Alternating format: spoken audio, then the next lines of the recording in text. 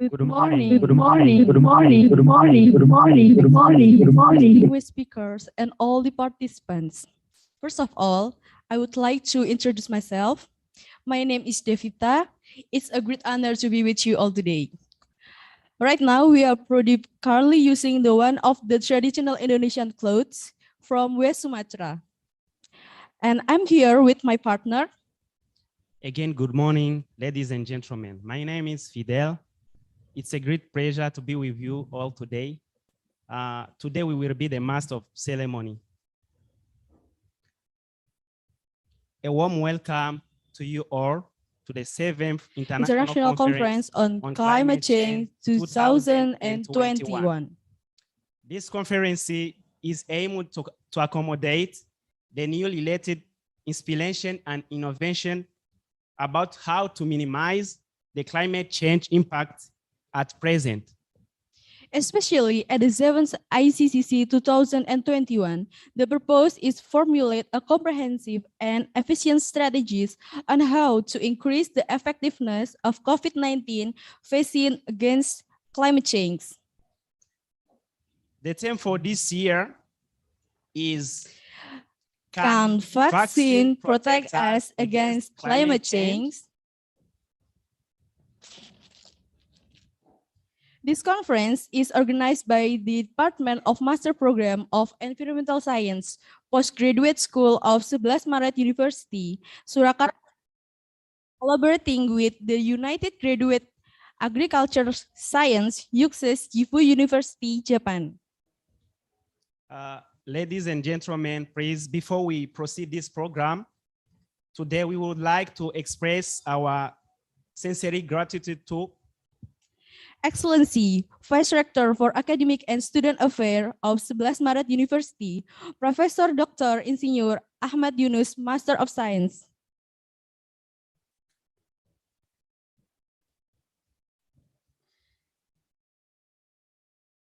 Excellency, the Dean of UGSSA Gifu University, Professor Dr. Kenny Kilamasu.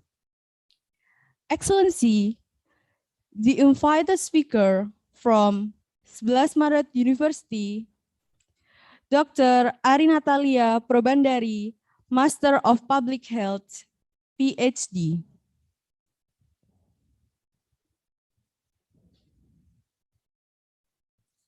Excellency, the invited speaker from Gifu University, Professor Fumiaki Suzuki.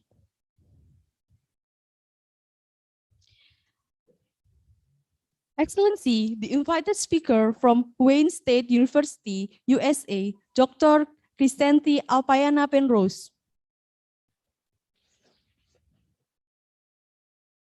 Excellency, the invited speaker from University of Greifswald, German, Dr. Diki Dagamak. Excellency, the invited speaker from University Putra Malaysia, Dr. Muhammad Kamaluddin. Thank you very much for your contribution to the 7th International Conference on Climate Change. Excellencies, ladies and gentlemen, on this special morning, we have several agendas. Please allow us to read several sequences of our agendas. The number one on agenda is the opening of international conference. The second is singing Indonesia National Anthem, Indonesia Raya. The third is welcoming speech by ICC Chairperson, Professor Dr. Engineer Maria Teresia Budiastuti, Master of Science. The fourth is welcoming speech by Dean of UXES, Gifu University, Professor Dr. Ken Hiramatsu. Number 5 on agenda is the opening remarks from Vice Lecturer for Academic and Student Affairs, Universitas 11 Maret, Professor Dr. Engineer Ahmed Yunus, Master of Science. The sixth is plenary sessions. Number 7 is panel discussion. And the last is continued by the parallel sessions.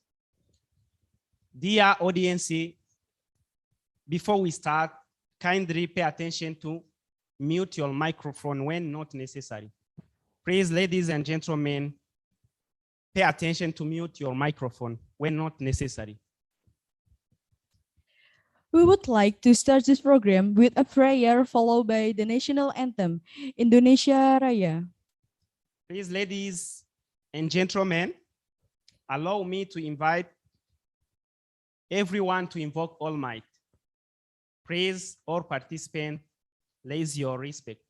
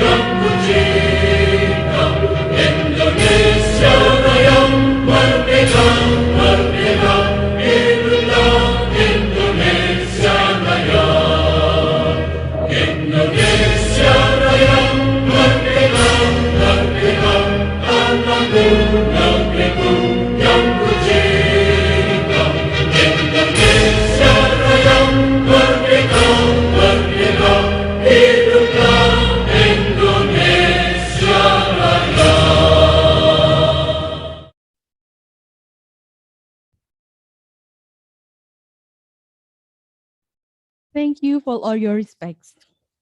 Excellencies, our distinguished guests, ladies and gentlemen. Without further ado, we would like to invite the chairperson of this conference, Professor Dr. Insinyur Maria Teresia Sri Budi Astuti, Master of Science, to deliver the welcoming speech. Please, the time is yours. Good morning, everyone. Distinguished Vice Rector for Academic and Student Affairs, Dean of Postgraduate School, and Dean of the Faculty of Agriculture, 11 Maret University, and also Dean of United Graduate School of Agricultural Science, Gifu University, Japan. Distinguished invited speakers, Mr. Chairman, dear participants, ladies and gentlemen.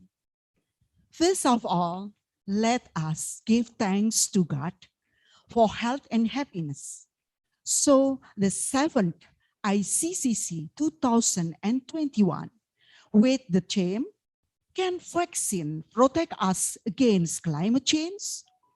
Held online today, November 18, 2021. COVID-19 pandemic teach us that climate change impact is sometimes incredible, unpredictable.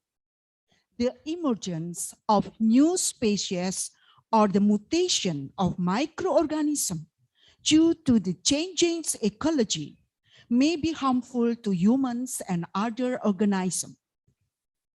Preparing immunity on a living organism, especially humans, is a must to maintain our existence.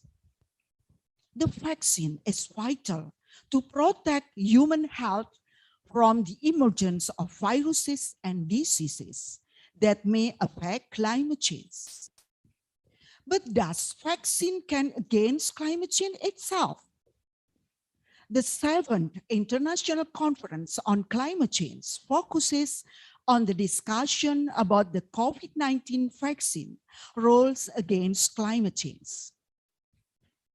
This conference is organized by Department of Master's Program of Environmental Science, Postgraduate School of 11 Maret University, collaborating with the United Graduate School of Agricultural Science, Gifu University, and followed by 152 participants from Indonesia and overseas.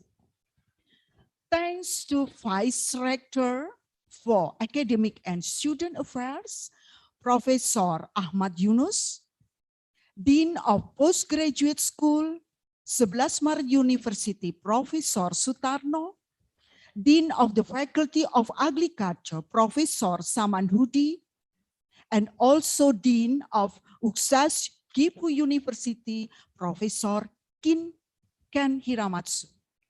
Invited speakers, Professor Ari Probandari, Professor Fumiaki Suzuki, Dr. Kristanti Penrose, Dr. Dagamach, and Dr. Kamaluddin, also the chairman, Mr. Frankie Arya, and all of the committee. I hope this event goes well, and let's share knowledge to keep the healthy earth and free from COVID-19. Good luck. Thank you.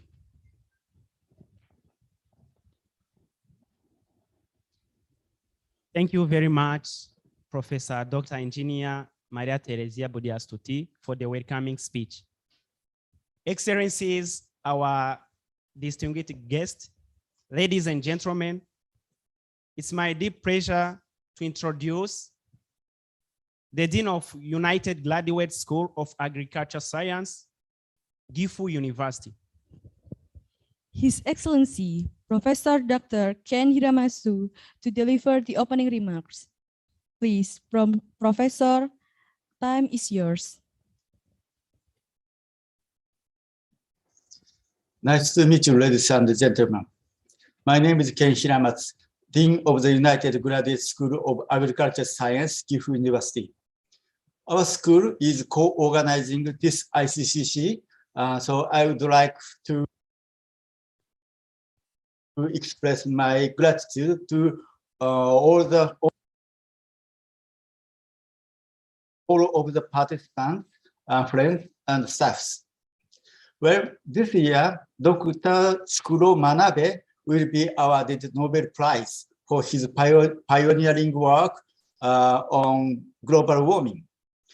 His work should be highly evaluated, but many researchers were surprised to hear that news because it was believed that his expertise is out of scope of Nobel Prize in Physics.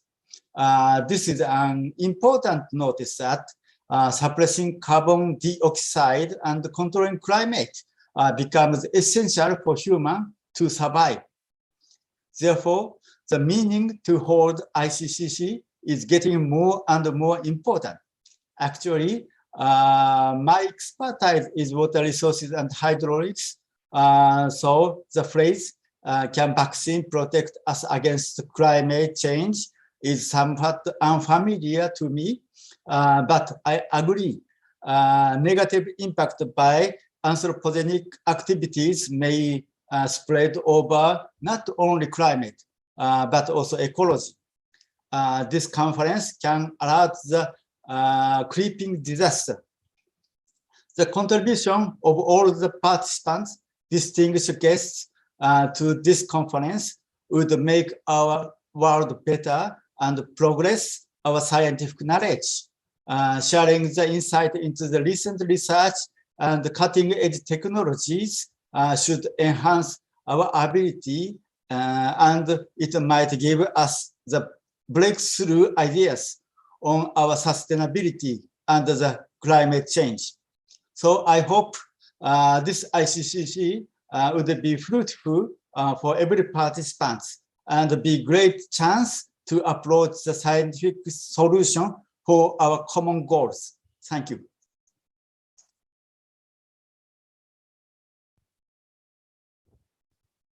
Thank you, Professor Dr. Ken Hiramatsu, for the welcoming speech. It's my deep pleasure to introduce the Vice Rector for Academic and Student Affairs of 11 Maret University. His Excellency, Professor Dr. Engineer Ahmad Yunus, Master of Science, to deliver opening remarks and officially open the 7th International Conference on Climate Change 2021. Professor Dr. Ahmad Yunus, please. Assalamualaikum warahmatullahi wabarakatuh. Good morning, ladies and gentlemen. The Honorable Dean, the United Graduate School of Agricultural Science, Gifu University, Professor Ken Hiramatsu, the distinguished Dean Graduate School, 11 Maret University, Professor Sutarno, and the Honorable the speaker, Professor Suzuki, and also another speaker, Dr. Kristanti Penrosa, Professor Ari Purbandari, and also Professor Maria Teresia Sri Budiastuti. Thank you very much for your attending this conference. We are proud to organize this conference every year since 2016 to play a significant contribution to combat the climate change, to support the sustainable development goal achievement. Ladies and gentlemen, the 11 Maret University is at the national position now. UNS is included in the list university in cluster 1 in the last assessment by the Indonesian Ministry of Education and Culture. There are 15 universities in this cluster and UNS is 11 position. At the international level, according to the QS University, UNS has listed in the World University Ranking for the first time in this year. We are also currently 401 to 450 for the QS ASEAN University Ranking. This year, for the first time, we are listed at the THE, Time Higher Education World University Ranking. The university also concerned about the environmental and sustainable issue. Therefore, we have been placed at 201 to 300 in the world for the Time Higher Education Impact Ranking. 11 Maret University has been seriously taking part to minimize the climate change impact by promoting environment-friendly programs such as Green Campus program and prohibiting the motor vehicle to enter the campus every month. Ladies and gentlemen, 11 Maret University realized that responsibility of maintaining this earth should be by everyone. Everyone plays a significant contribution to minimize a global warming of this earth. That is why our university has the annual schedule to organize such as event to discuss the finding related to earth protection. Especially this year, when the unexpected global crisis caused by the new coronavirus changed our life suddenly. We hope this conference will resulting into valuable recommendation as the solution to address the strategies how to deal with the coming environmental problem in the future. Ladies and gentlemen, thank you for your participation in this conference, and we hope you enjoy it, and this conference will produce the innovative strategies for further researcher.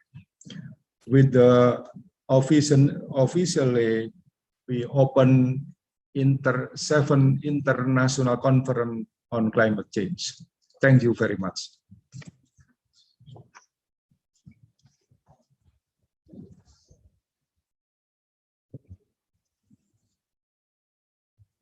Thank you very much, Professor Dr. Engineer Ahmed Yunus, Master of Science, for the opening remarks. Excellencies, ladies and gentlemen, please, I'd like to invite all of you to open the camera for photo session. Please, dear participant, please open your camera for taking photo session. Please open your camera.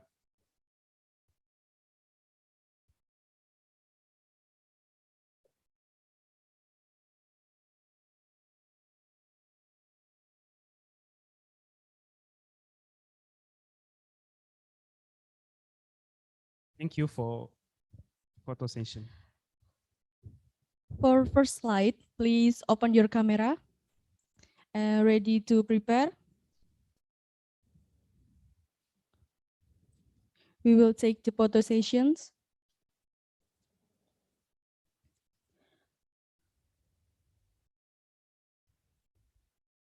Thank you. Ready? 1, 2, and 3. Okay, thank you. For the next slide, second slide, please open your camera.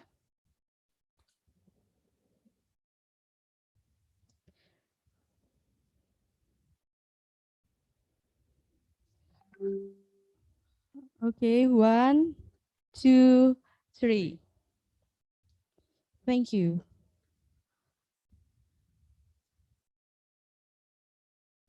And the next slide, third slide. Please kindly open your camera for photo sessions. Ready? 1, 1, 2, and 3. 3. Thank you. Thank you.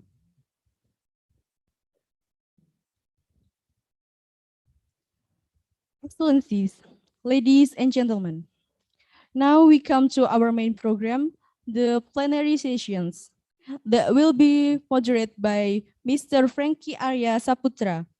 Please allow me to introduce our moderator, Mr. Frankie Arya.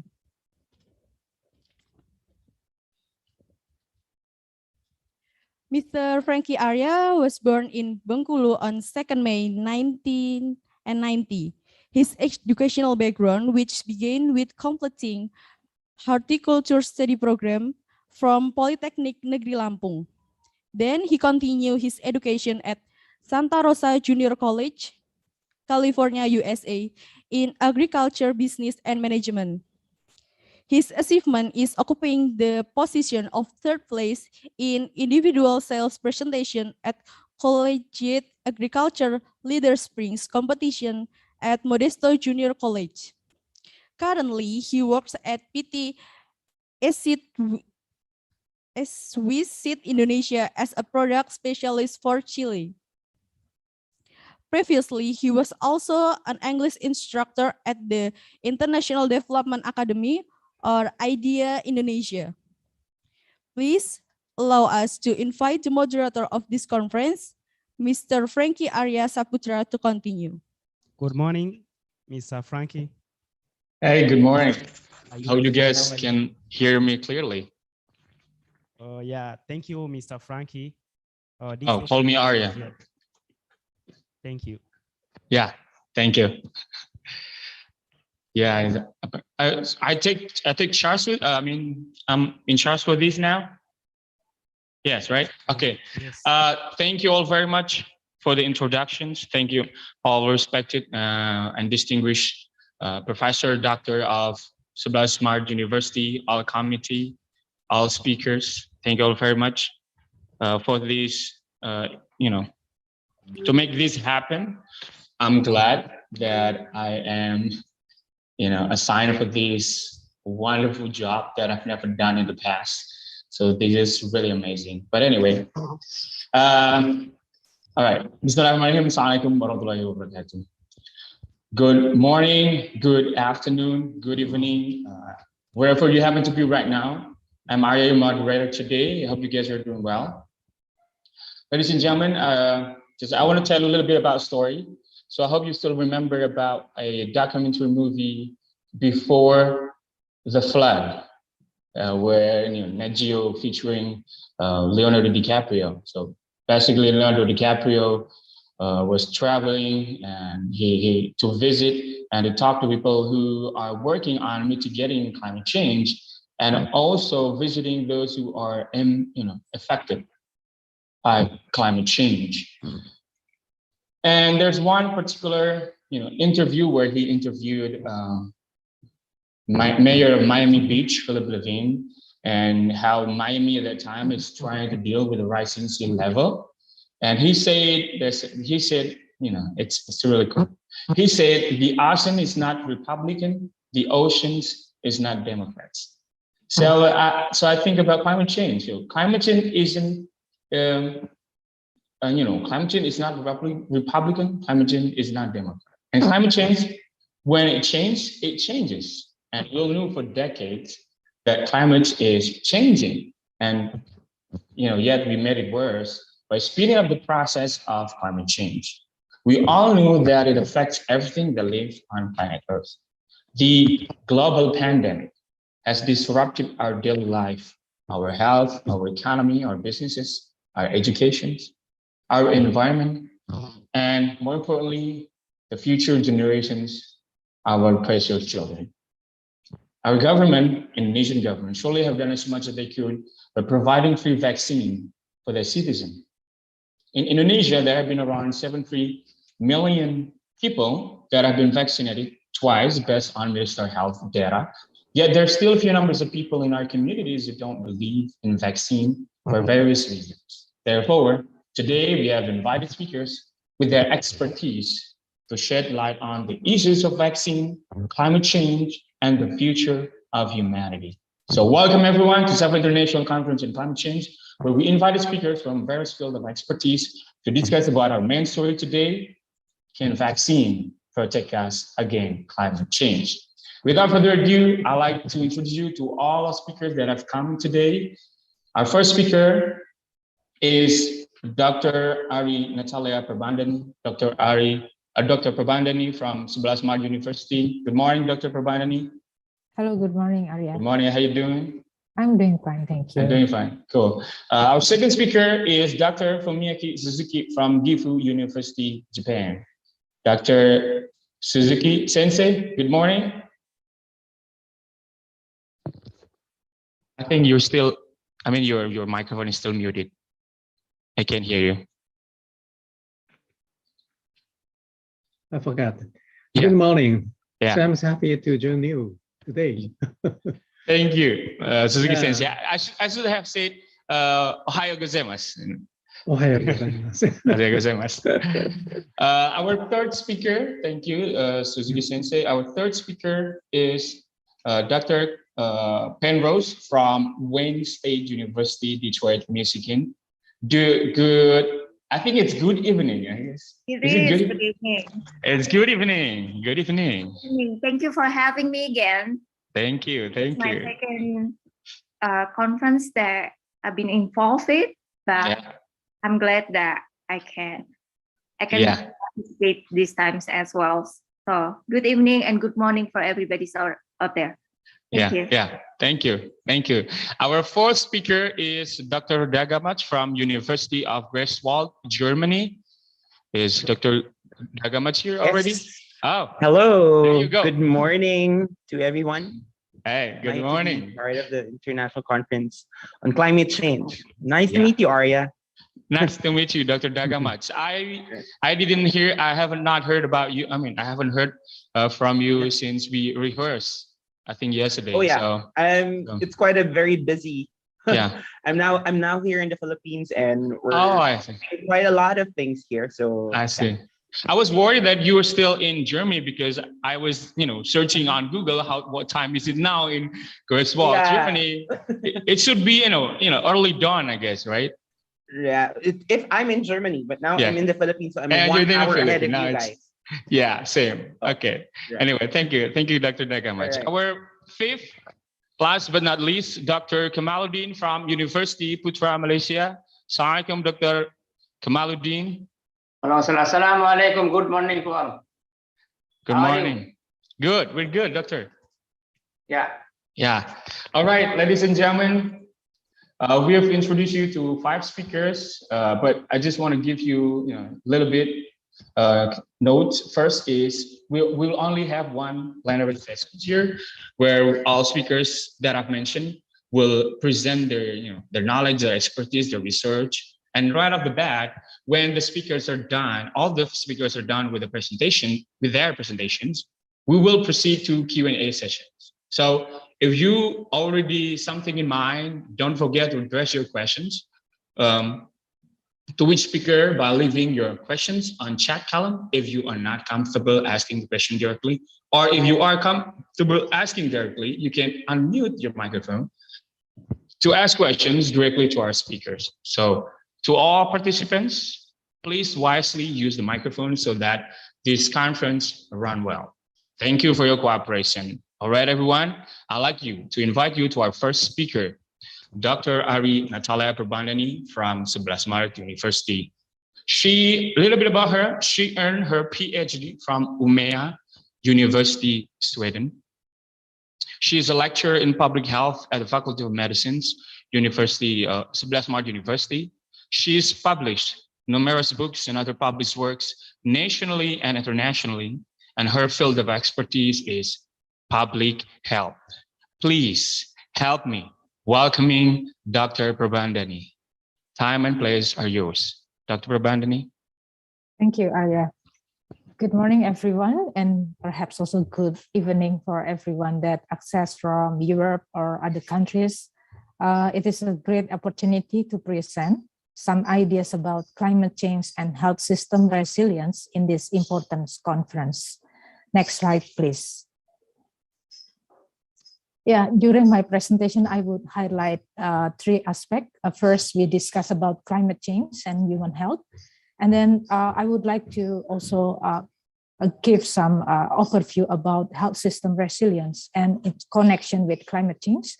I would highlight also the issues about vaccine in the context of health system resilience, and we discuss about the future direction. Please, slide. Okay, let's start with the definition about climate change.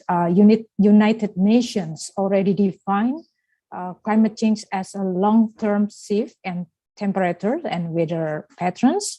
It's actually a natural process, but since 18th century, human is a central actor to the change of temperature and weather in the world. And in the last decade, it is recorded that as a warmest temperature and weather in global context. Next slide, please. Yeah, this is some data about the heatwave exposure among children as well as among elderly in global level. We can see in the last 10 years, in the last decades, there are a lot of increase of number of countries that suffer from heatwave exposure. We can see that.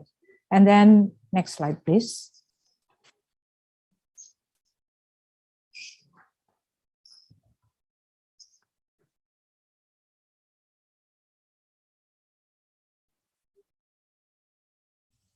Excuse me, can I have the next slide, or I can show my slides by my computer?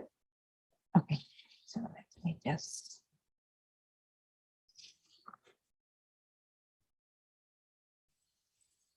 Yeah, so this is some data that relate in the last 10 years.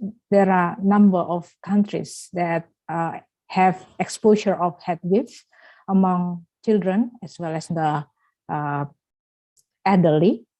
And also there are actually other vulnerable groups that relate to the impact of climate change in addition to elderly and children, which are tourists, coastal inhabitants, farmers, fishermen, and the indigenous people.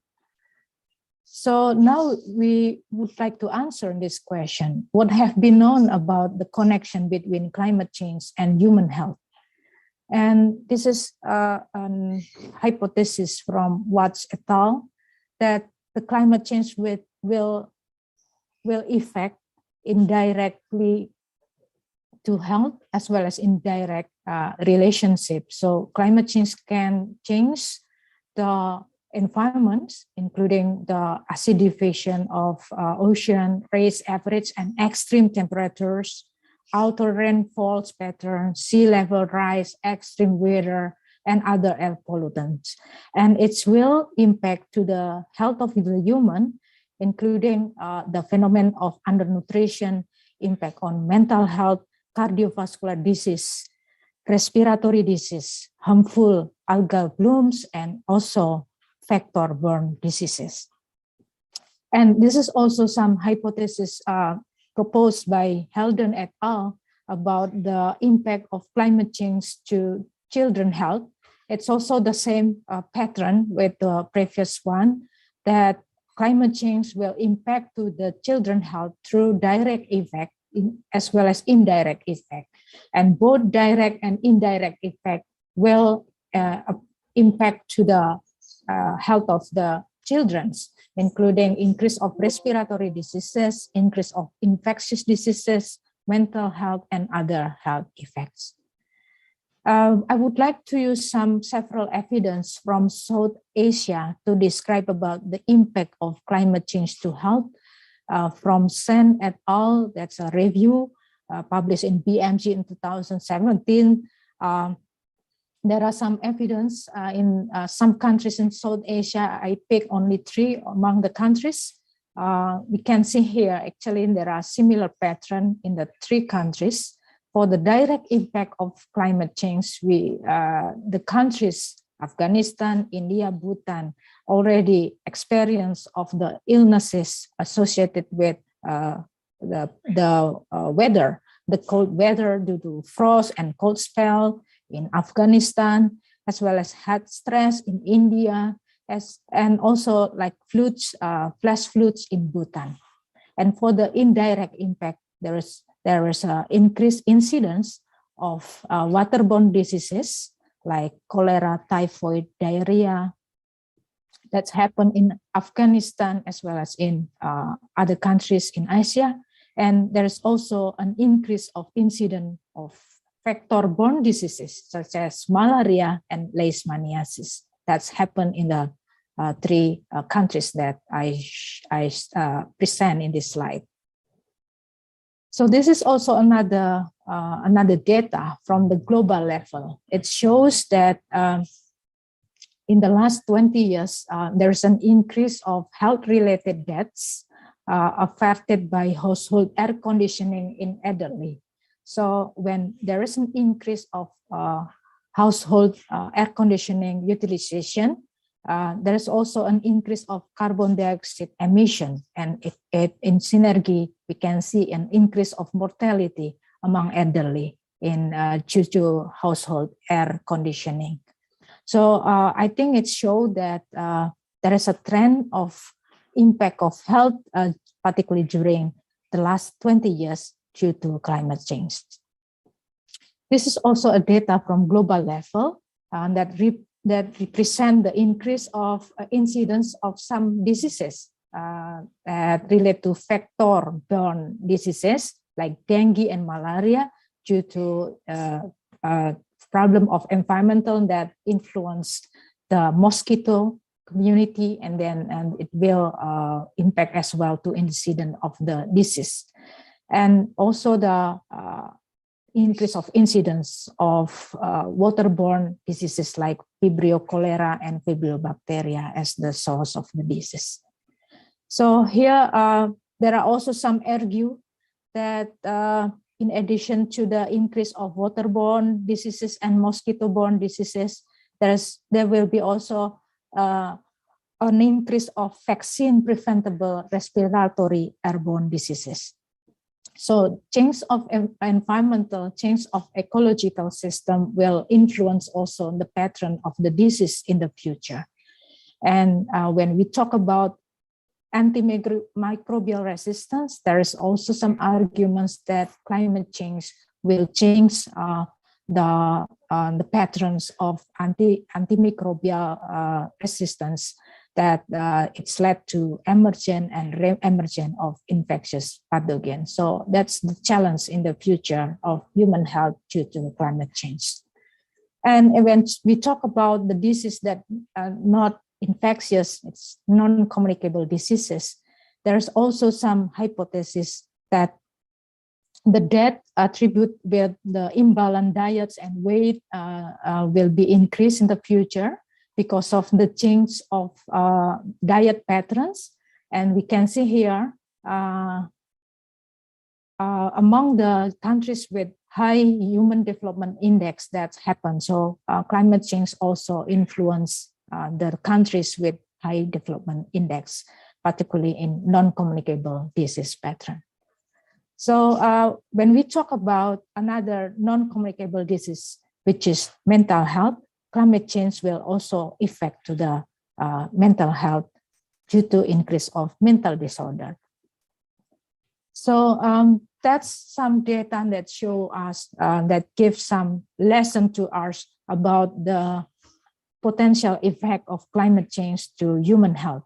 And now we discuss about how the health system should adapt the climate change. So let's discuss first about the definition of health system. Health system is consists of 6 building blocks, 6 components, which are service delivery, health workforce, information, medical product, vaccine and technologies, financing, leadership and governance. So the 6 building blocks should be function well in order to improve health of population. So we can use this framework, the health system framework, to see about the challenge of climate change to human health and how we should anticipate or we should adapt to that challenge. So actually good health system should be resilient. It means that the health system should be able to respond to crisis, should be able to maintain the core function, should be also able to be reorganized when it needed. So when we discuss the impact of the climate change to health, I think what strategy that we should build together is improving the resilience of the health system. So here about the financing to adaptation of climate change to human health, we can see still some gaps. There are increase of commitment for financing among countries with high development index. However, we can see still low commitment for financing the impact of climate change to health among the countries with medium and low human development index. And in terms of the health services, we have to aware that health services or health sector also contribute to the climate change. A study in global level among the OECD countries, China and India, revealed about carbon footprint for the healthcare sectors, which compose of 5% of the national carbon dioxide footprints. It means that healthcare services also contribute to the climate change phenomenon.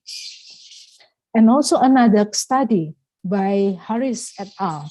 Showed that treatment of disease also can reduce carbon footprint higher than disease prevention and promotion. So it means that actually in the future, we should promote more disease prevention and promotion, including vaccination. So In the future, we should address the increasing probability of infectious diseases by development of more vaccines. So vaccine will play the important role in the future to adapt the climate change. And in regard to the human resources in relation to health, some studies also highlight about lack of knowledge of health professionals in regard to the climate change and the impact to human health. So it means that some strategies for educating the students in health studies should be conducted to adapt and to mitigate the climate change impact to human. And this is some data also in the global level. We can see here that awareness of the health professional is some items related to the concern about climate change is still suboptimal. So we have to increase also awareness among the health professional. Among the community, that's the same things. Some studies from Hathaway and Maybach in 2018 showed that there were 8 studies in non-English speaking countries, and the studies found that awareness of climate change among the community is to be low. So these are some evidence that give us some lessons. Climate change can be a stroke to health system due to higher burden of morbidity and mortality. And we have to build health system resilience. We have to improve that. We have to strengthen that in relation to adaptation of climate change. Awareness of climate change is still lacking, so it should be addressed in the future. And of course, we need multi-sector approaches to mitigate and adapt the climate change and its impact to human health.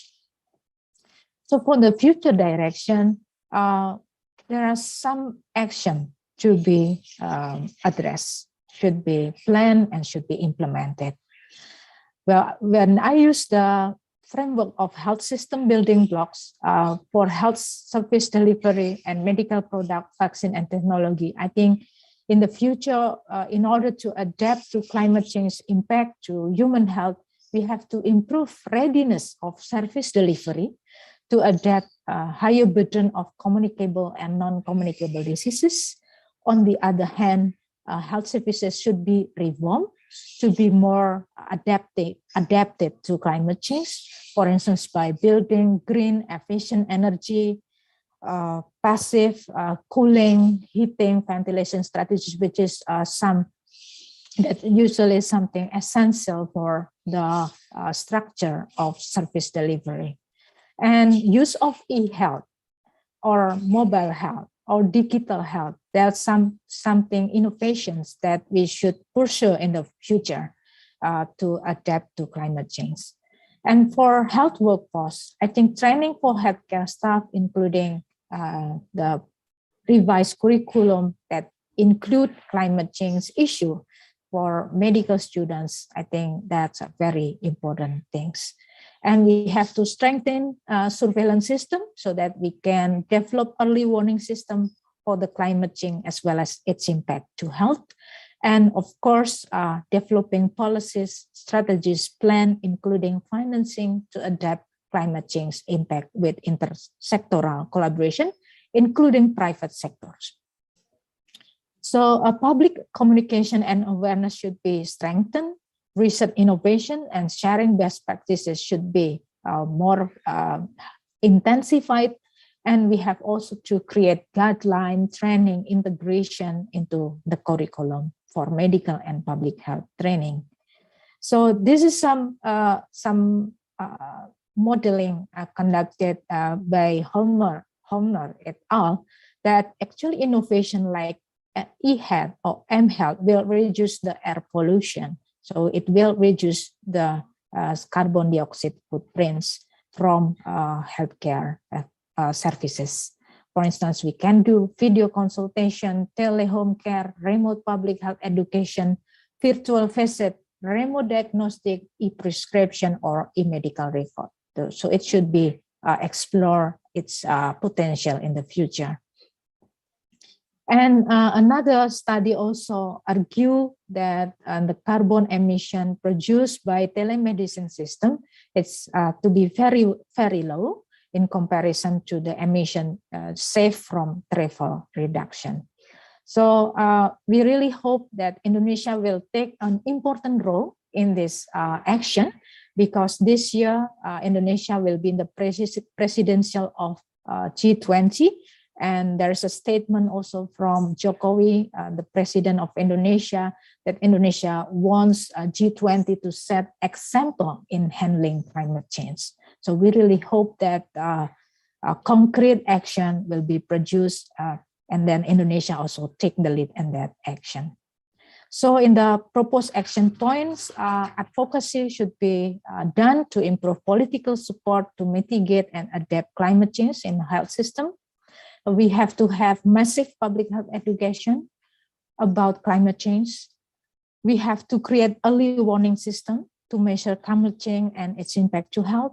We have to reorientate the healthcare service to reduce the carbon footprint, and research on the impact of climate change will be essential as well.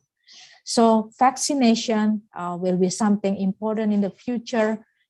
We hope that if we do more promotive and prevention of disease, including vaccination, it will be one of the action to reduce the impact of climate change to population. Thank you very much. I give back time to Arya. Thank you.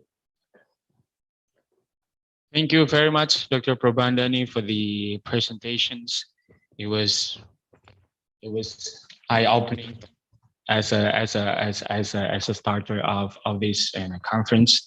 First, I'd like to summarize what Dr. Prabandani just said. First, she explained to us about how climate change affects human health. Examples such as the natural phenomena such as the heat wave, and then the emergence of waterborne diseases, such as waterborne diseases, mosquito-borne diseases, respiratory diseases, emerge and affect people in different part of the world, and especially affect those the weakest among our population, especially elderly and children. And the countries such as Afghanistan has suffered from illness due to frost, and India, mortality and morbidity, the case of mortality and morbidity is high due to heat stress, and Bhutan also had a similar, similar trend where there's a landslide and waterborne diseases. And then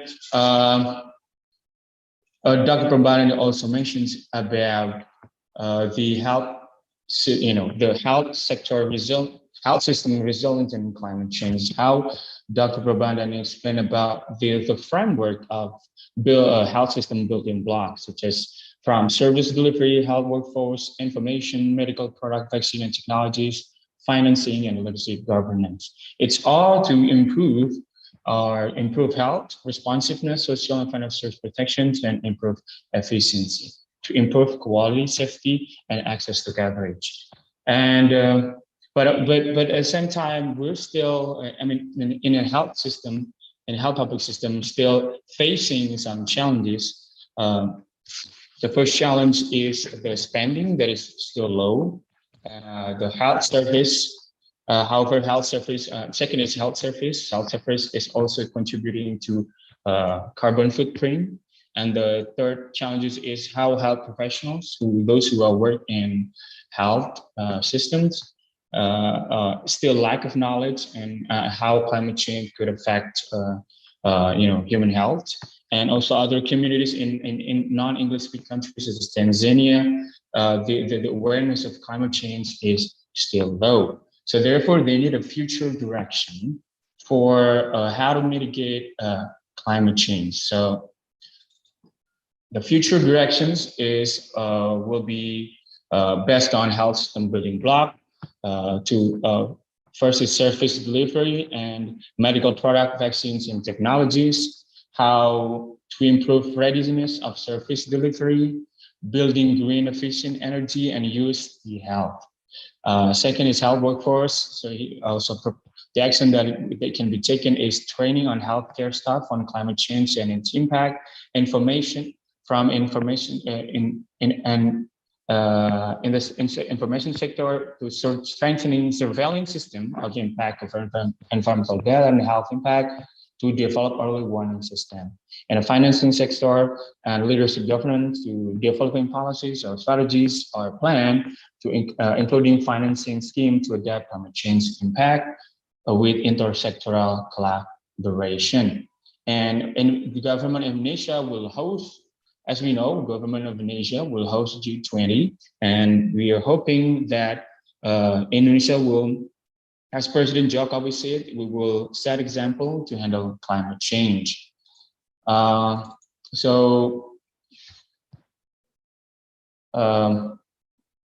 proposed actions point that we could all take with us is to provide advocacy to improve political support to mitigate and adapt climate change in health system. Second is the massive public health education to increase awareness on the impact of climate change to health. Third, creating early warning system to measure climate change and its impact on health. And fourth, reorientation of healthcare service to reduce carbon footprint. Fifth, research on the impact of climate change to health in specific population and the strategy and innovation to address climate change. That's all. I hope I did well. I hope, Dr. Prabandani, how did I do? Good. Very well. Very well. Thank you. Thank you. Oh my goodness. All right. Let's moving on to our. Thank you, Dr. Prabandani. Let's moving on to our second speaker, Professor Dr. Suzuki from Gifu University. But let me tell you a little bit about Dr. Suzuki. Dr. Suzuki earned his PhD from University of Tsukuba, Japan. He is an emeritus professor and fellow in charge of international affairs of Gifu University. His field of expertise is biochemistry, especially in the field of training. And his work has been cited a lot by a lot of researchers, maybe a lot of researchers and students. And without further ado, please help me welcoming the one and only Dr. Suzuki Sensei. Time and place are yours, Suzuki Sensei. Okay, thank you very much. Thank you, the moderator, Mr. Ariel. At first, I would say to ICC Chairperson, Professor Sri Budi Astutiti. Thank you very much. I'm honored to have, oh, excuse me. Okay, thank you. Oh, that's okay. I'm honored to have the opportunity, or that my the things moment to have the presentation and here. So I'm so happy. And also then I'd like to say then the congratulations to the Vice Rector of the Professor Yunus. Congratulations again and for you so successful in the conference today. Okay, so ladies and gentlemen, to everybody, good morning and a good day. At first, shall we see it in the first slide just made by us, that means so me and Dr. Komaria and the team, and so then they make together. Okay, entitled this in the conference, and it's so big for me, can vaccine protect us against climate change? At first, when my impression is so complicated, because climate change and vaccine against the virus, so infectious disease. Time span is different, time access so different between them. Climate change, I referred in this so many booklets, times, so that more than 10 decades in the parallel. Or human beings observed in temperature and so on and so. The vaccine against the infectious disease, like in the COVID-19, time so fast, is so swift. We have to treat so swift. So my impression is so complicated, but so then I'm a chemist to answer to that in the difficult question from in the biochemical aspect. So subtitle of my presentation, possible prevention and protection against infection disease. Okay, so next slide, shall we see? Can I? Okay, good. So maybe the left side, left panel, and then maybe you know so well, but and so I address here again, anthropogenic activity, that means so the human activity have led to significant increase in GGES, greenhouse gas emission scenario, just resulting in the warming of the Earth's face. Just reported from IPCC 2014, we know so well, and okay, referred in the sword and again and confirm. Over the 10 decade, human population number is 5 times and increased in the world. So easily understand these things. Okay, no question. Okay, but I'm not sure then that in the anthropogenic activity induced to climate change. So very difficult. So then a small span, we can see it in the 10 decade in the span. Very hard, very easy to understand. Okay, and the other hand, according to, excuse me, maybe we can. Okay, WHO, the most significant effect of climate change on human health will be driven by infectious disease. This is quite important. This and the sentence just in the declare is easily understand that between in the relationship in the climate change and infectious disease. Okay, so as pathogen, the survival and the population dynamics in the left side in the upper panel are reliant on the external environment. So climate change should influence them, that means us. You know, and so typical case may be the COVID-19 pandemic in the world caused by SARS-CoV-2, severe acute respiratory syndrome, coronavirus 2. SARS-CoV-2, that means so the COVID-19 pandemic, so that in the first target in the organ and the respiratory organ, that means the lung or heart, like this one. Okay, so next slide, please. Maybe I can do. No, I can't. Okay, thank you. So then the case of Indonesia, because I want to know the state of Indonesia under COVID-19. Okay, at first in the, I speak in the left to right, okay, in this slide. In the present time, the total population of Indonesia are 270 million people. That number is development in the Japan in the population number. Okay, 2 times bigger in the for your population. And the important point, yeah, okay. Productive age in the 90% and the elderly and so around 10%. So Indonesian people, they are active Indonesia and the country is so active rather than Japan. Okay, and okay, so the middle panel, and so then the UNS Academy. Almost the people have already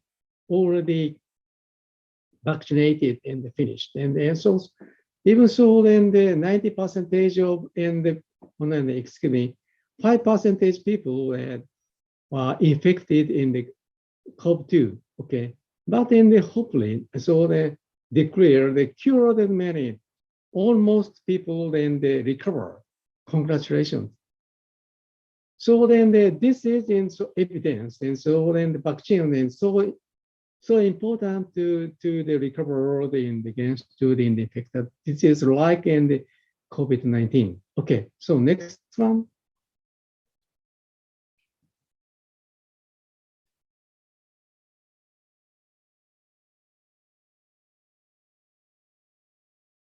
Okay.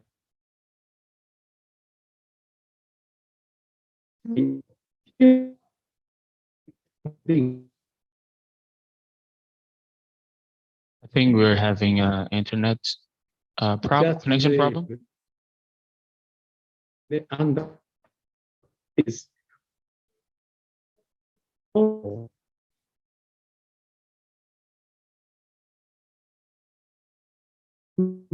better than the signal. What I said, I might so long way. Then the way the activity, so the thing ties, so the knowledge. Next slide, please. Next.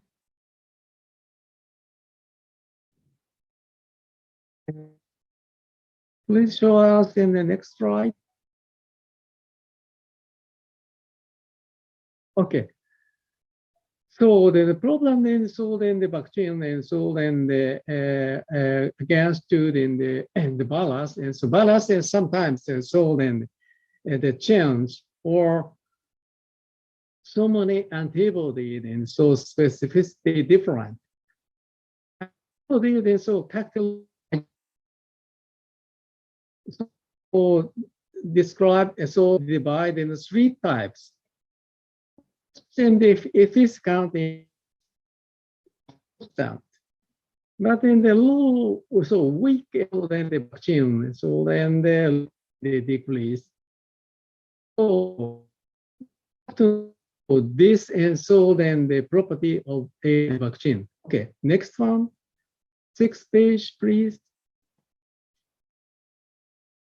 Okay, so then the biology, and so and about and the COVID. SARS-CoV-2 in the undergoing alpha to the I don't know any in the eye infection, and so the contents goes on. It's quite important. So very difficult in the using the single body. That means a vaccine is my mind. This is quite important. Plus, in the next one.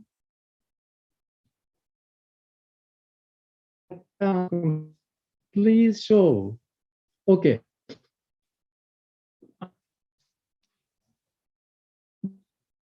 When human beings, they must be exist with virus. Human being history background we know.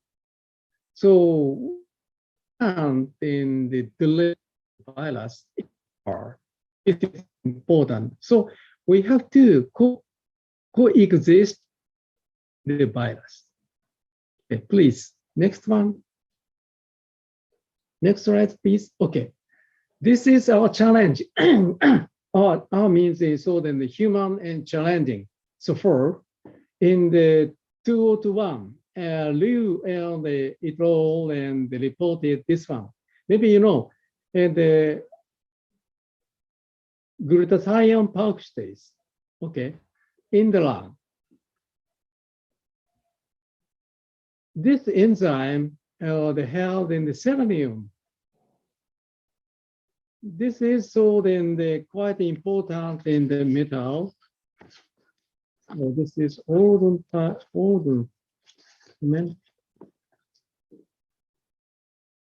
Selenium contained in the salt and the important enzyme and the glutathione peroxidase. And so indicated here in the GROS. Okay, this is salt and the reductive and salt and form.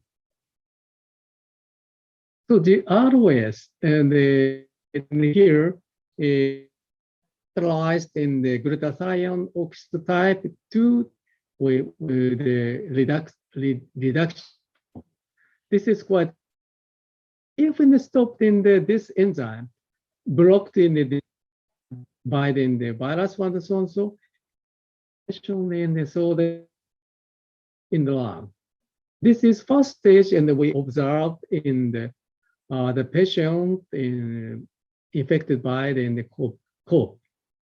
So COVID-19 state, okay, in the initial stage. Maybe you can, now then still unstable in the internet. Okay, please, and the next one. So this slide shows us some mechanism of SARS-CoV-2 infection. Okay, the CoV-2 is one of the RNA the virus. So then the genetic information and coded in the mRNA.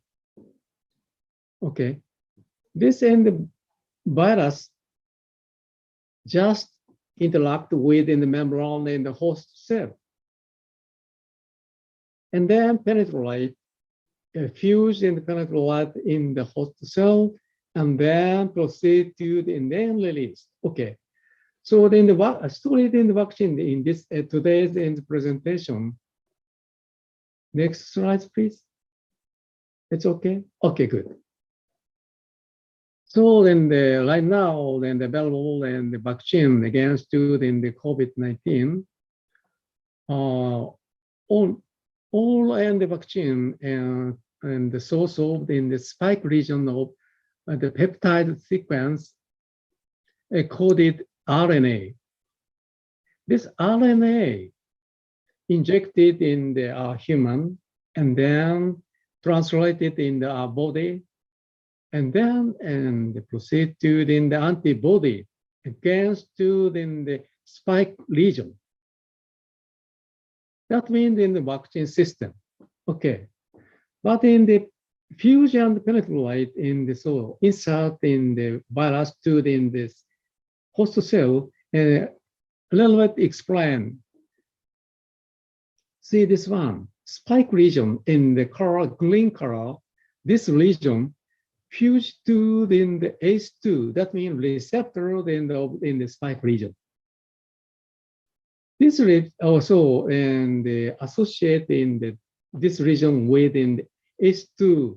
This is one of the enzyme activity held, but then so after once in the associate, and then in the catalyst in the proceed to fuse to the insert in the cell.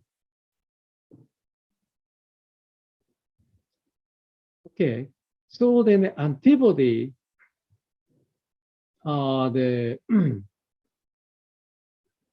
produced in the body, is so then the like in the green part of green the region, according so then not peptide and the source of an RNA vaccine. This is the first time in trial in the human. Okay, next one, please. Okay, so under then the disease in the proceed, and so then some apoptosis or ACE2 downregulation occur, and so on and so. I have studied in the renin-angiotensin system. So then the ACE2, that means so then the converting enzyme. if in the block to this enzyme, a little bit in the disorder in the circulation, in the lung and the blood circulation, so on and so.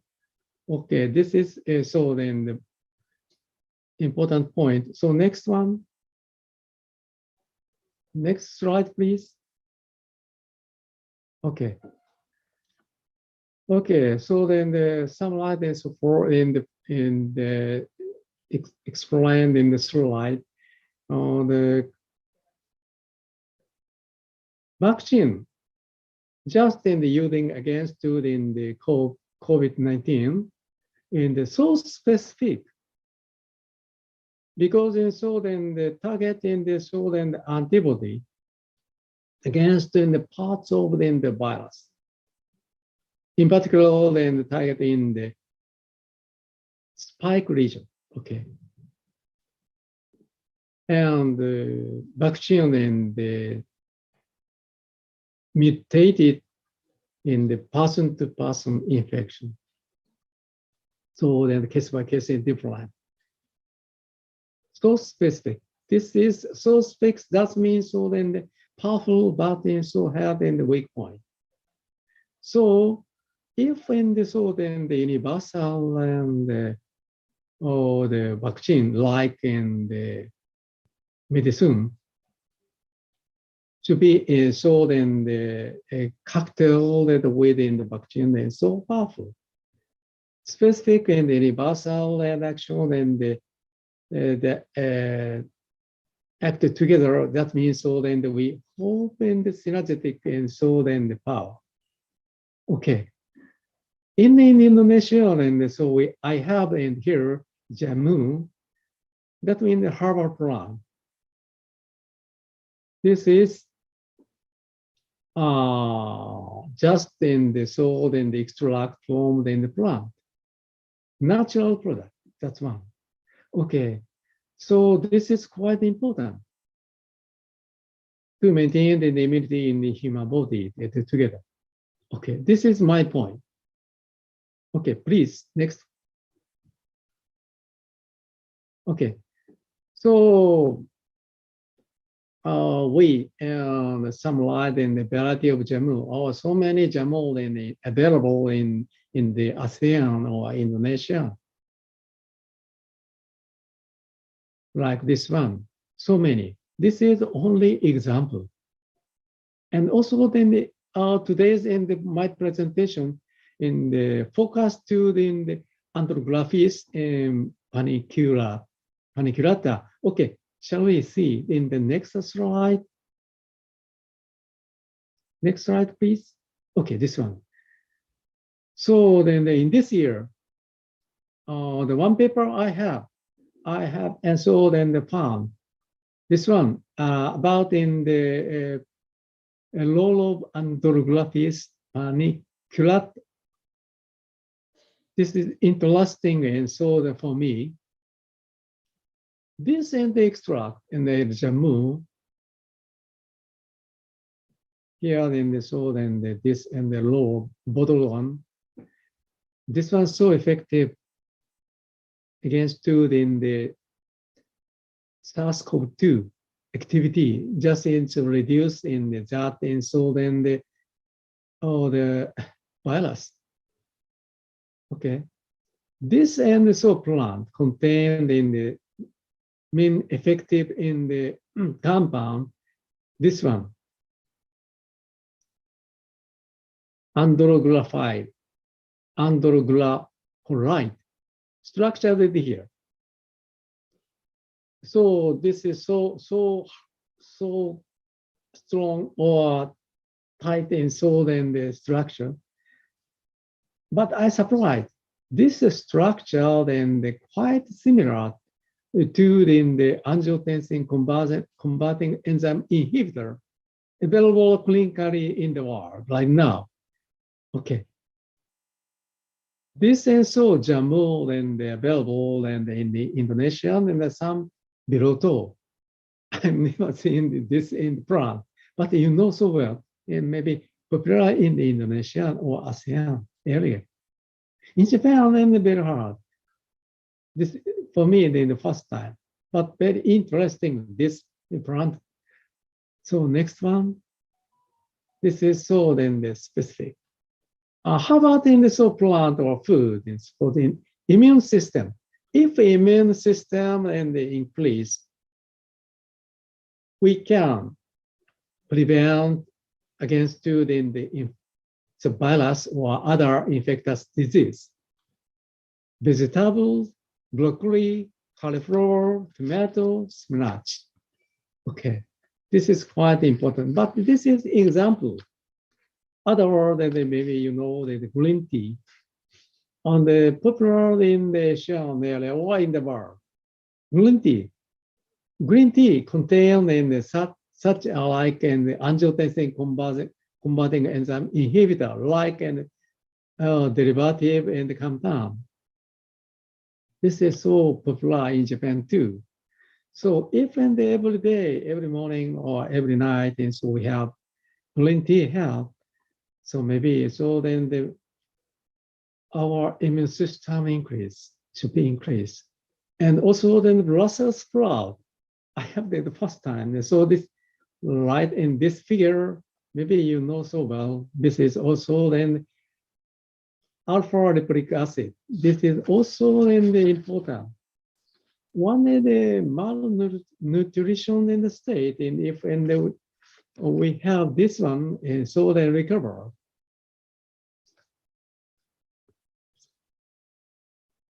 So I think, and so our agriculture and the science and scientists have to investigate it in the functionality in our food and the yield or having in the diet. Again, this is quite important. Okay, next slide, please. Other conclusion, tentatively, we know vaccine, except for 10, global, available, and modern. That's no question. But then agricultural products, moderate, but local, easily to then the catch up, and so and the traditional. That means so then the overall in our history background, every ancestor try to have and recover that in the virus and so infection.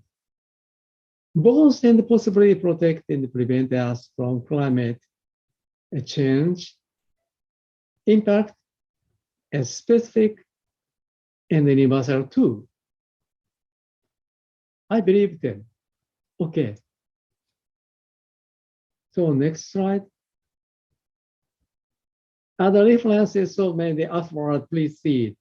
I have checked in the every almost 10 and the paper, and then refer cited in paper again, so on. So quite important and interesting, and the content, and so then they describe there. Okay. So next one. So final one. Before end of my talking, I'd great acknowledgement, moment, idea, moment, and please show us. And the final slide. The acknowledgement, and so then the sincerely thanks to then the Maria and our teams. That's all. Thank you very much. Terima kasih. And vielen Dank. Okay. Arigato gozaimasu, Suzuki Sensei. Arigato. So it's interesting what you just explained to us about, the role of vaccines in JAMU. And I remember just a little bit before I summarize your talk, I had a personal relationship with what was that? It's Andrographis paniculata, aka Sambiloto. I had this personal relationship with Sambiloto. I remember when I was taking one of the course that I took in horticulture degree was herbal plant course. So the teach, I was willing to know about everything that, in front of my eyes. So the teacher gave me a bunch of herbal plants such as turmeric, ginger, galinga, and other herbal plants. One of the plants that I was, I got pranked actually. I got pranked. So my teacher gave me this sambiloto. He said, "This is good for your health. This is good." So I just tried and just swallow it. And before I swallowed it, I throw up because it's too bitter. It's too bitter. Yeah, that's right. Exactly. It's too bitter. Bitter in the soul and effective. More effective. It's so bitter, and I was just, oh my goodness. So my teacher actually pranked me because but then I realized it was sambiloto, But thank you. So let me get back to your summary of your talk. So Dr. Suzuki mentioned about how anthropogenic activities have led to significant increases in greenhouse emissions, resulting in the warming of the Earth's surface, and advised on World Health Organizations that the most significant effect of climate change on human health will be driven by infectious disease. And COVID-19, severe acute respiratory syndrome, coronavirus 2, is one of the clear example of how infectious disease that was mentioned by WHO present in our, emerge or present in our life. But we need to know, but something that we need to know is that viruses and possibly other diseases as well, we can't live without virus, as you mentioned. Human beings cannot live without virus, as it is part of our microbiome, right?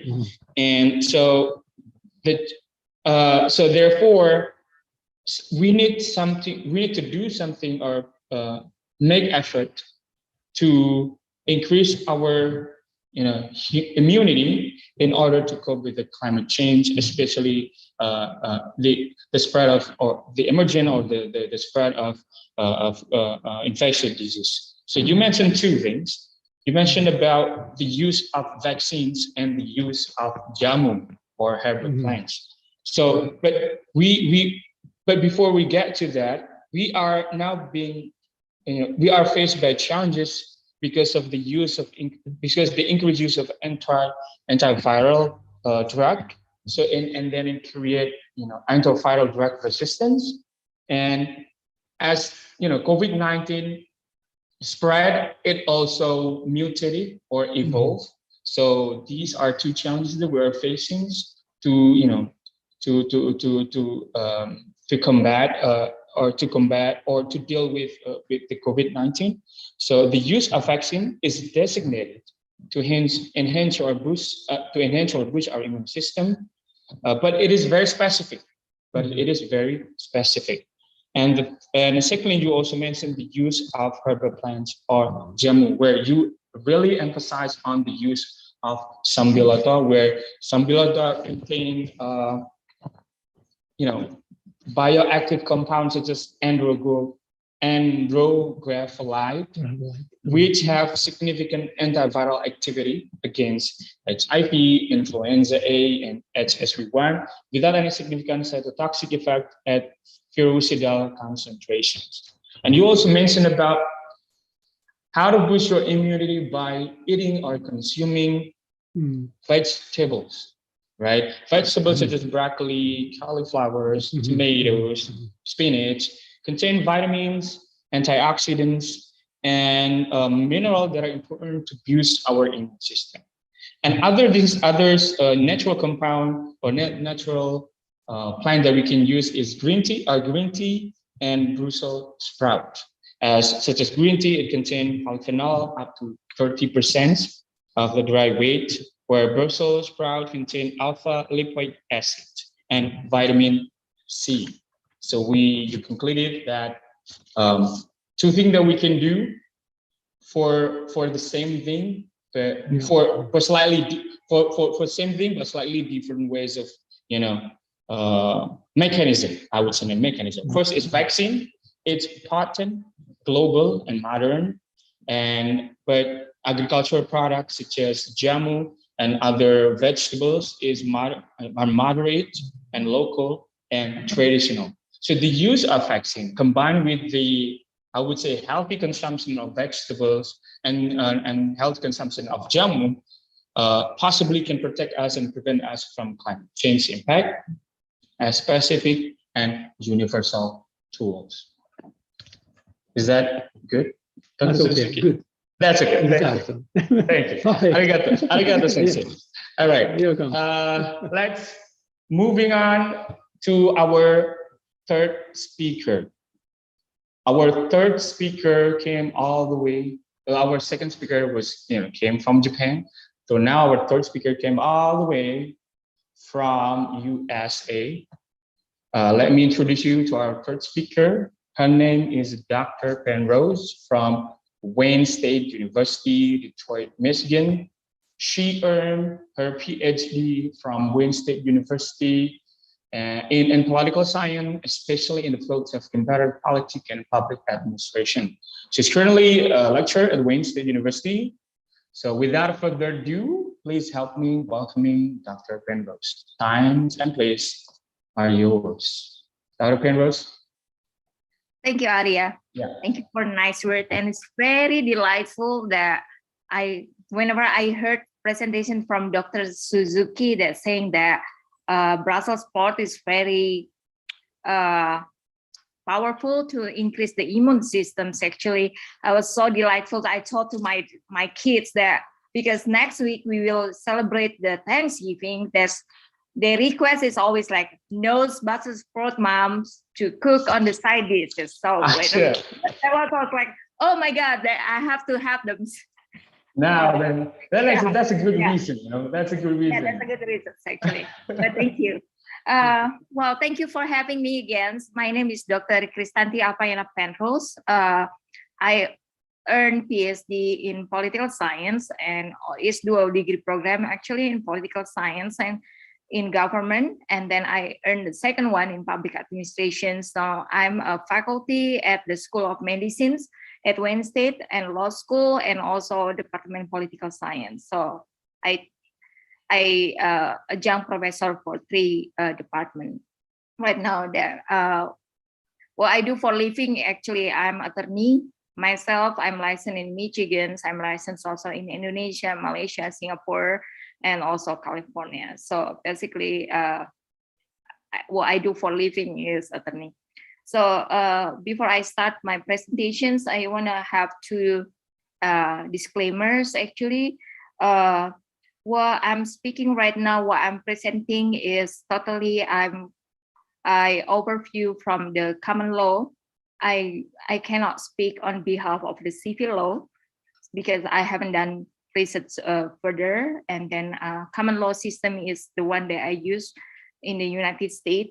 And then the second one is any cases that I presented and I brought up on this presentation is totally for the educational purposes only, not as the legal advice.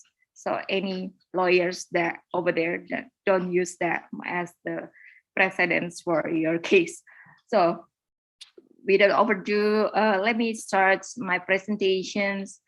We know that a global crisis has shocked the world. It's causing a tragic number of deaths, making people afraid to live and leading to economic hardship not seen in many generations.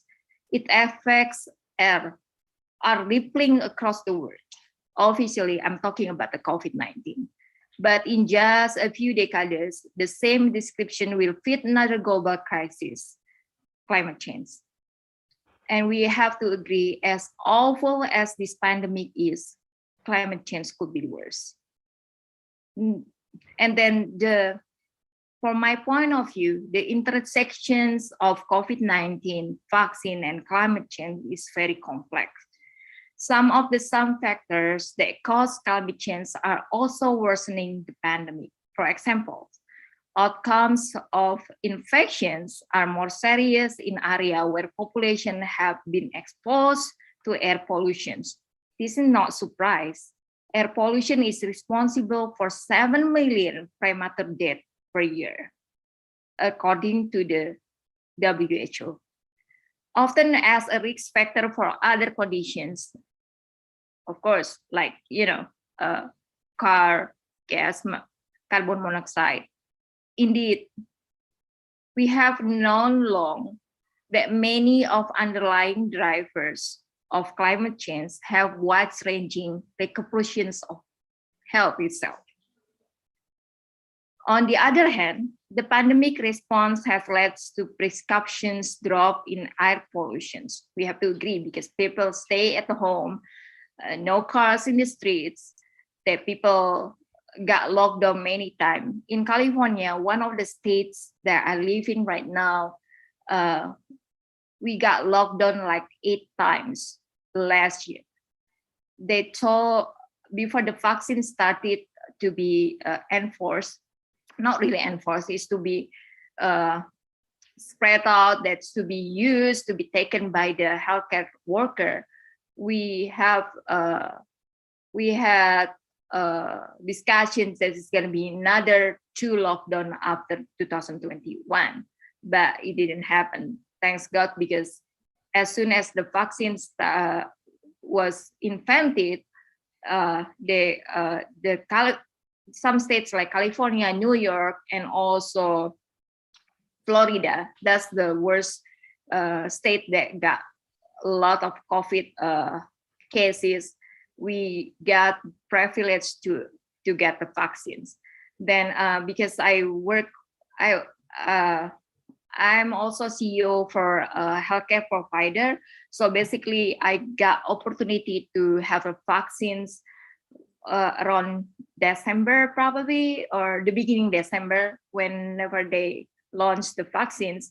But right now I'm ready to get the booster. So because if you work in the certain area of the high risk with the COVID-19, you have a privilege to get boosters. So back to my presentations again, the pandemic response has led to precautions drop in air pollution. By some estimate, cleaner air during the crisis has avoided 11 deaths in Europe and about 15 deaths in the United States. Globally, greenhouse gas emissions are projected to fall by 5.5% this year, a consequence of confinement of 3 billion people staying at home and corresponding economic jolt. And yet, even these massive reductions, which is decidedly temporary, will not yield a trajectory, a limit global warming to 1.5 degrees Celsius. That's what we expect, the number that should be reduced. According to the latest science, this would require a 7.6% reduction per year, which is we never achieved that number. The transformation requires a truly colossal, means it's just like living in La La Land. For the vaccines and the COVID-19, in the United States, we have a best case that why COVID-19 vaccine could not be enforced federally by each state is because we have a precedence in the past through the case Jacobson versus Massachusetts in 1905, that which is chickenpox was become pandemic in the United States. Then a federal law required every state has to get the vaccines in any levels of ages, but it could not be done for the COVID-19 vaccine is because the number of the data is not as much as chickenpox number, not data. It means that we cannot use this precedent to enforce COVID-19 vaccine to all the ages, because based on this data say that the number of the kids that got COVID is not sufficient enough to qualify the descriptions to enforce this law to rules COVID-19 vaccines to all the states and all ages. But in the past, yes, we have to agree that based on this case, the chickenpox vaccine, it was required. Actually, all states require childhood vaccines as a condition of school entry, which are demonstrated to maintain high coverage and prevent vaccine preventable disease. And then all states grant medical exemptions, and 45 states and Washington DC grant religious exemptions, which is with 15 states are also allowing physical exemption. It means that, you know, you cannot, if you bring like a letter from the mosque or the preach or your pastor that showing you cannot have the vaccines because it's against of the your religions, you can be forgiven, not forgiven, could be excluded to not get their vaccines back in the day in 1905, whenever chickenpox happened. But right now, the COVID-19 vaccine is kind of like a little bit enforced due to the, certain area of business, but it could not be rules as enforced as chickenpox vaccine back in 1905. Why could not be enforced? Because, well, the precedent, the state law is different. Every state, number of cases of the state are different. So it was bad in California, but it wasn't bad in Arizona, which is just cross the border. So we cannot kind of rules like that, because this is something that common law. Well, the state law is rules by law. You cannot enforce federal law like civil law, like Indonesia, Japan, Malaysia, Germany, they are civil law. So basically, you can just create the statute and it could be enforced to whole nations. But we cannot regulate like that in United States, because we have like 50 states, different rules that could not be rules by federal except you pass the bills to the SNAP.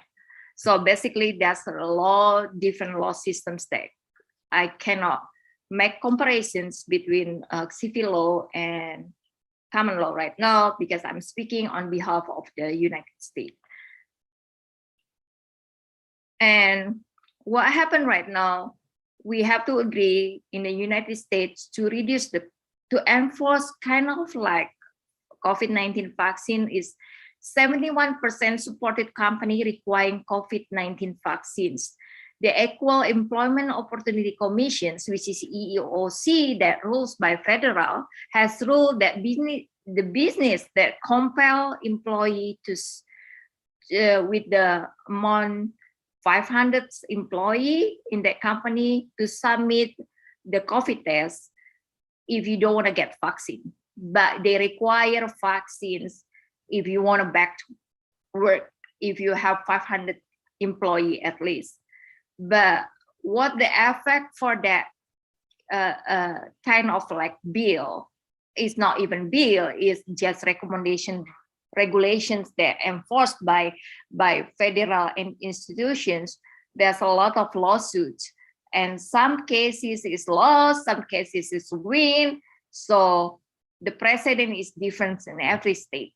You know, whenever the company located in Atlanta, Georgia, for example, one case is that win the employee that sue because he got terminated because of he didn't want to get the vaccines, because he feels that he doesn't have to get that vaccines, and end up the Supreme Court won his case.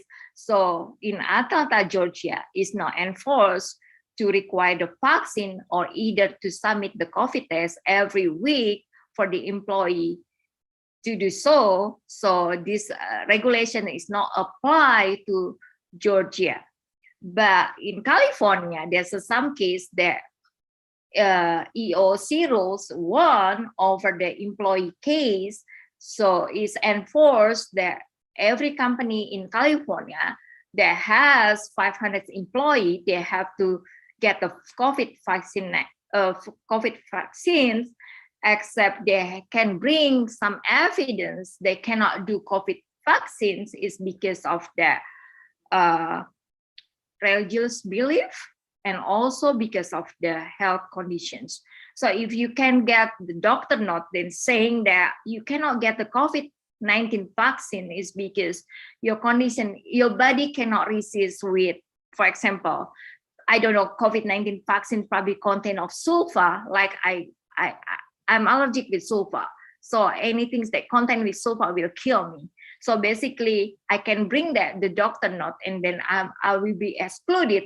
But the second rules that one is I have to require to get the COVID test every week to work, and I have to use the social distancing. Of course, I have to put the mask on. I have to, that's why working from home is still reliable in the United States right now. But anyhow, federal government and also state law try to regulate and encourage and mandate the COVID-19 vaccines to all the citizens, but it's not enforced as chickenpox vaccines in 1905 is because it's just different case and the data do not support to enforce and apply these regulations and precedents that we have as a law back in 1905 in these current conditions. And OSA currently also issued the guidance permitting employee to require influenza vaccination. So on the top of COVID-19 vaccines, the OSA, there's this maybe it's like Depkes in Indonesia. They require that another things that for the employee to back to work in place in the site, they require to have influenza vaccinations and also the COVID-19 vaccination, but it's not mandatory, but many cases is already showing that if you don't want to get vaccine and you cannot bring that to evidence from the institutions that call the exemptions to not getting vaccines, you will be terminated. Then is a lot of cases right now going on the court about you. Is that okay? Is that human rights that you get terminated because you don't want to get vaccines? Because that's a people believe, that's your body, because it's like our Bill of Rights is you cannot be enforced even anything that it's like you cannot rule somebody's life by doing some things that against Bill of Rights in the United States. So people claim is whatever they did is not any freedom to speech, to not having COVID vaccines. But right now, it just depends on how the state interpret the law, interpret that precedents in the past, but still colleges and university require high vaccine coverage to back to in-person learning. Like even I teach online because I live in California and my university in Michigan, I still require to have influenza vaccines every year. And also the COVID-19, then I have to get boosters tomorrow actually. So speaking of which, that the rules still regulated like in a small community, but not federal. So it's very hard to see how these vaccines can reduce the number of climate change is because it seems there's no related that for me to given the number how many people get vaccine right now. Maybe it's around 17 million right now in United States, can cover the impact of the climate change, global warming, or whatever the issue related to climate change in the United States, because the number is so low to make the comparisons for me. Then I don't want to run statistics against this number. We don't, you know, the probability is too low. And for my expertise as I'm talking about political science, so I have two majors. So in the terms the in-person learning right now, even though some research showing that the impact of the COVID-19 is not too much to the young kids or young adults, especially, but it seems that whenever school starts reopen, the school districts require the students to have the masks on still. They have social distancing, even though it's very hard to rules the kids, you know. And then also they require as much as they want, they can do the COVID-19 vaccines. My son, he doesn't want to get the vaccines, and I cannot enforce him actually.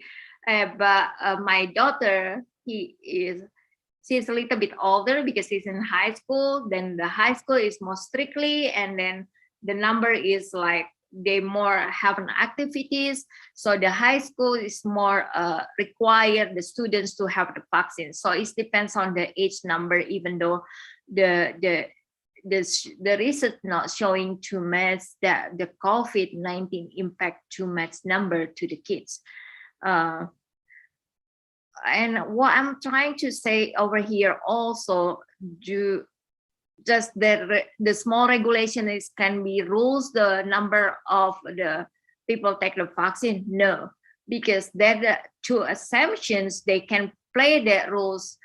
They can use these assumptions, which is you can get from the your religious institutions, either from the mosque, either from church, either from synagogue, or whatever the religious belief that you have. You cannot be enforced to get that one. But yes, you should bring your COVID test once a week, which is I end up like people, why have to, you know, bother with, like, you know, it's very hard. Last year, because I work as a CEO at the healthcare provider, so I have to get COVID test. When pandemic happened, I have to get the COVID test because I have to visit the hospital or the schools that my client were. But I decided whenever they required to have the COVID vaccine, I just like, okay, I don't want to back, and every time I back, have to get poked. Every time is very discomfort. So I decided to get the vaccine. Anyway, I believe that vaccine is prevent you. I'm not people's like against the vaccines. So, but back to the legal mandates, it signal clear policy support for immunizations, which is vaccine, which can also increase resources of vaccine infrastructures. Yet mandate can undermine public support, creating backlash, and even reducing vaccine uptake.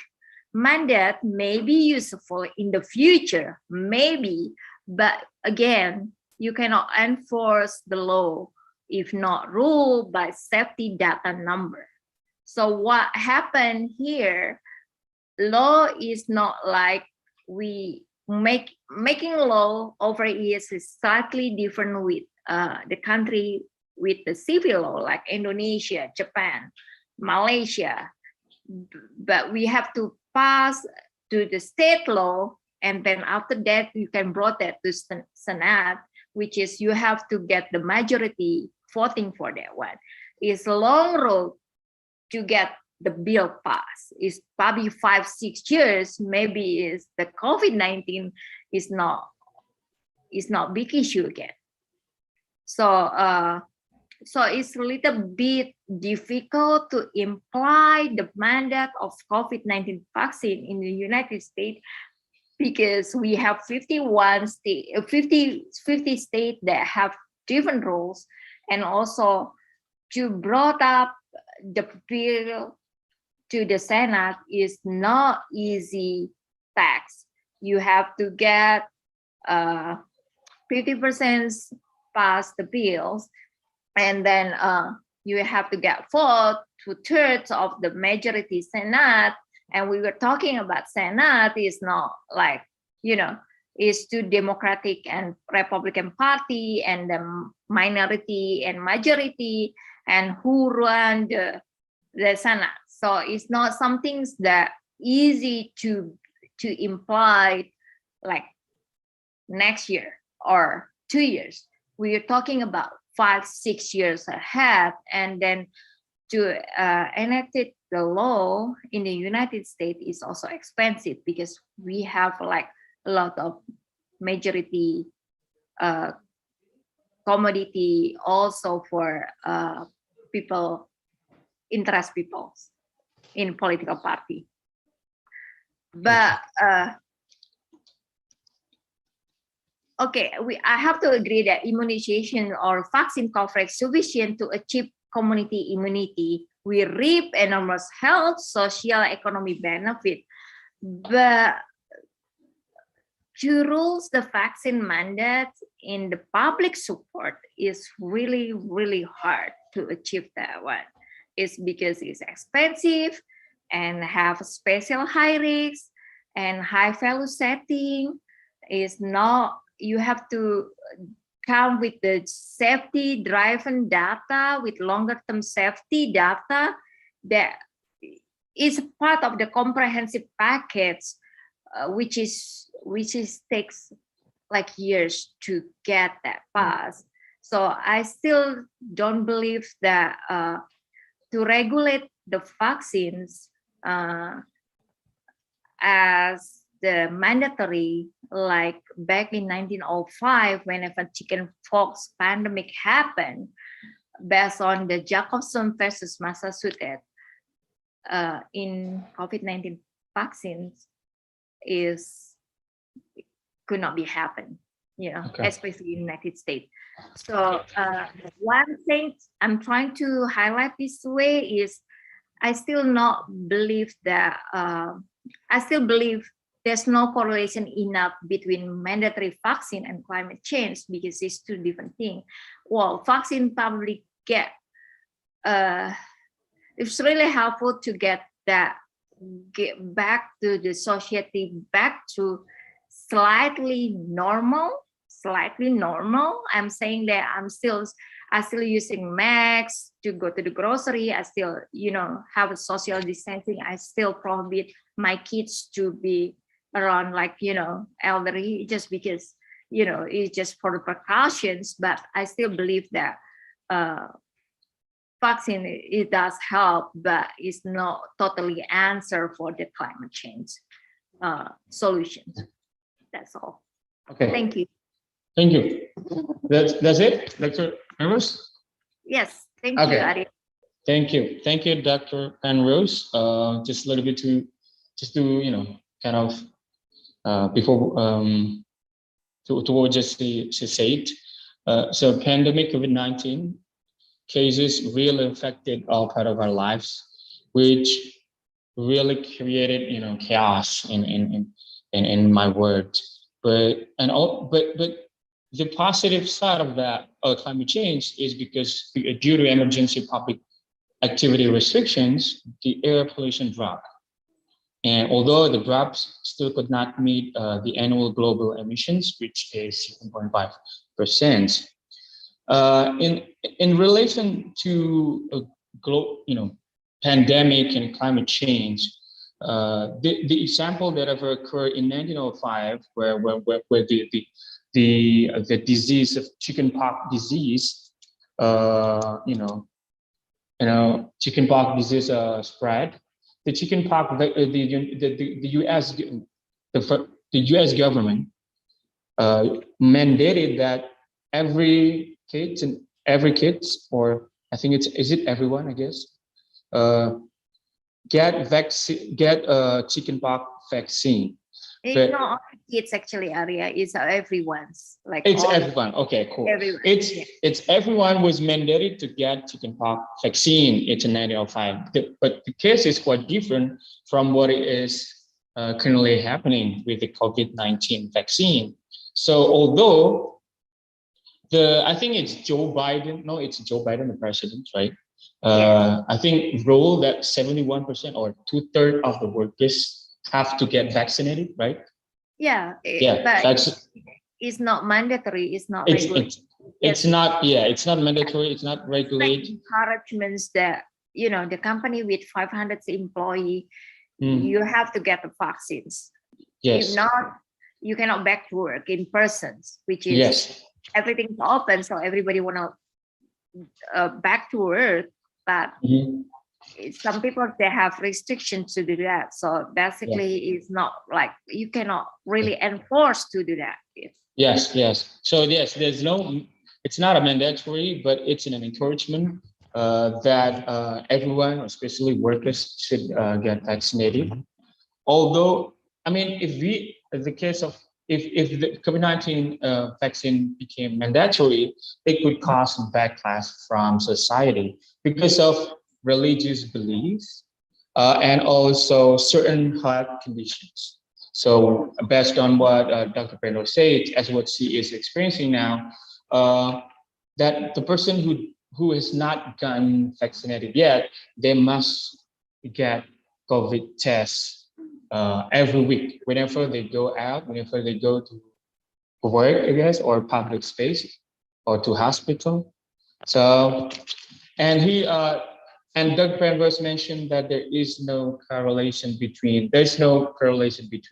mandatory vaccinations and climate change, although she believed that vaccines could, in the long run, could be benefit for society, for our economy, and for our health, and all of us in general. Is that it? I guess that's it, Dr. Penrose. Yeah, thank you for Arya. Oh, thank you, Dr. Penrose. All right, everyone. I hope you guys are still staying with us, because we still have two other speakers that are waiting to present their ideas. Let's moving on to our fourth speaker. Our fourth speaker is Dr. Dagamach. I'm sure it's Dr. Dagamach. Dr. Dagamach, are you there? Yeah, it sounds right. All right. Yeah. Dr. Dagamach, I'm so sorry. I don't know much about. I haven't received your resume, so I'm so sorry. It's fine. Yeah, but he's a doctor and professor of biotechnology at the University of Greifswald, Germany. So without further ado, please help me welcoming Dr. Dagamach. Dr. Dagamach, time and place are yours. All right. Good morning, everybody. And I'm very happy and honored to be invited as one of the speakers for the 7th International Conference on Climate Change. So it is with great acknowledgement that I would say my highs and hellos to the ones that invited me, to Dr. Kumaria and probably to Mrs. Sumani, who helped me a lot because I was a very busy guy over the past weeks. So my apologies, but I'm very happy to learn a lot from our previous speakers regarding climate change. So I am Dr. Nikki Dagamach, and I am formerly affiliated at the University of Greifswald at the Institute of Botany and Landscape Ecology with a background on molecular ecology. So I have now a postdoc and currently a returning scientist here in the Philippines, where I'm working now on a different field, but I still work on the evolution of different organisms, particularly on fungus-like protists, and trying to see how they respond to the different changing climates in the world. So, but for now, I would like to divert a little bit about the things I will discuss and probably share with our audience. And I would like to share the things I have learned over the past years. So it's not really about biotechnology, but more of machine learning. And I hope I can be allowed to share my screen. Okay, perfect. There you go. So can somebody confirm if my screen are all clearly seen? Hello? Hello, Dr. Ligamach. Yes, yes. Yes, can see. all right, Yes, perfect. see. So yes, so this will be my presentation will be all about. So I would like to introduce to you a method that I used, particularly a very useful method when we talk about issues related to climate change. We have issues about the pandemic, and now the global world is aware about the so-called One Health agenda, wherein we are very particular on issues related to human health, animal health, and environmental health.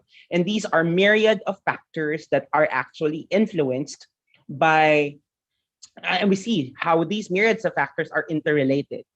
When we were surprisingly caught by the pandemic 2 years ago, we were surprised in a way that what caused the pandemic, what caused the zoonotic diseases that probably, where did these zoonotic diseases came from? And this is basically what my talk will be going to be about, since my background is more on the biology and ecology. And I would like to share with you a particular method wherein we try to predict or model potential distributions of species. And I would like to share with all of you how I've used this particular method to the line of organisms that I have been working on for the past 10 years, which are the slime molds. So basically, what will be this talk going to be about? I hope that everyone is not yet bored, and I'll try my best to hopefully be much energetic. Yeah, we're fine. I know you're very energetic. Perfect. All right. Yeah. So Carry on. this talk will be all about maps. All right. Maps, but with a little twist. All right. Because these maps that I will present to you are products of different machine learning algorithms that typically shows potential niches and distributions of species and how their range are actually changing.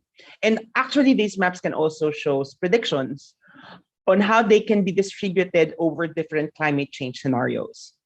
So let me start by probably going back to the basics regarding niches and distributions, wherein we're very particular that for biological organisms to thrive, they have a certain tolerance limits. All right. Some organisms are influenced by different multi-factors in the ecology and in the environment. Like, for example, this diagram is a perfect example.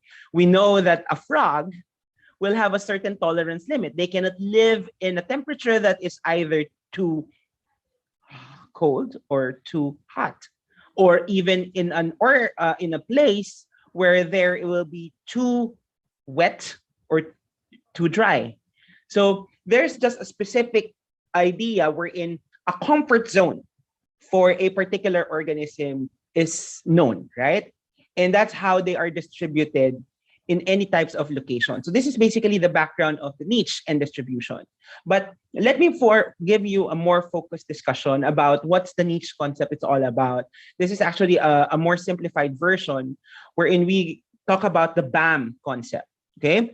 When we say BAM concept, a niche is where, for example, the bee is represented by a place, all right? Or a locality wherein that place is actually biotically suitable for any organism to survive, particularly a condition wherein there is no competition and there are actually mutualistic relationships occurring in nature.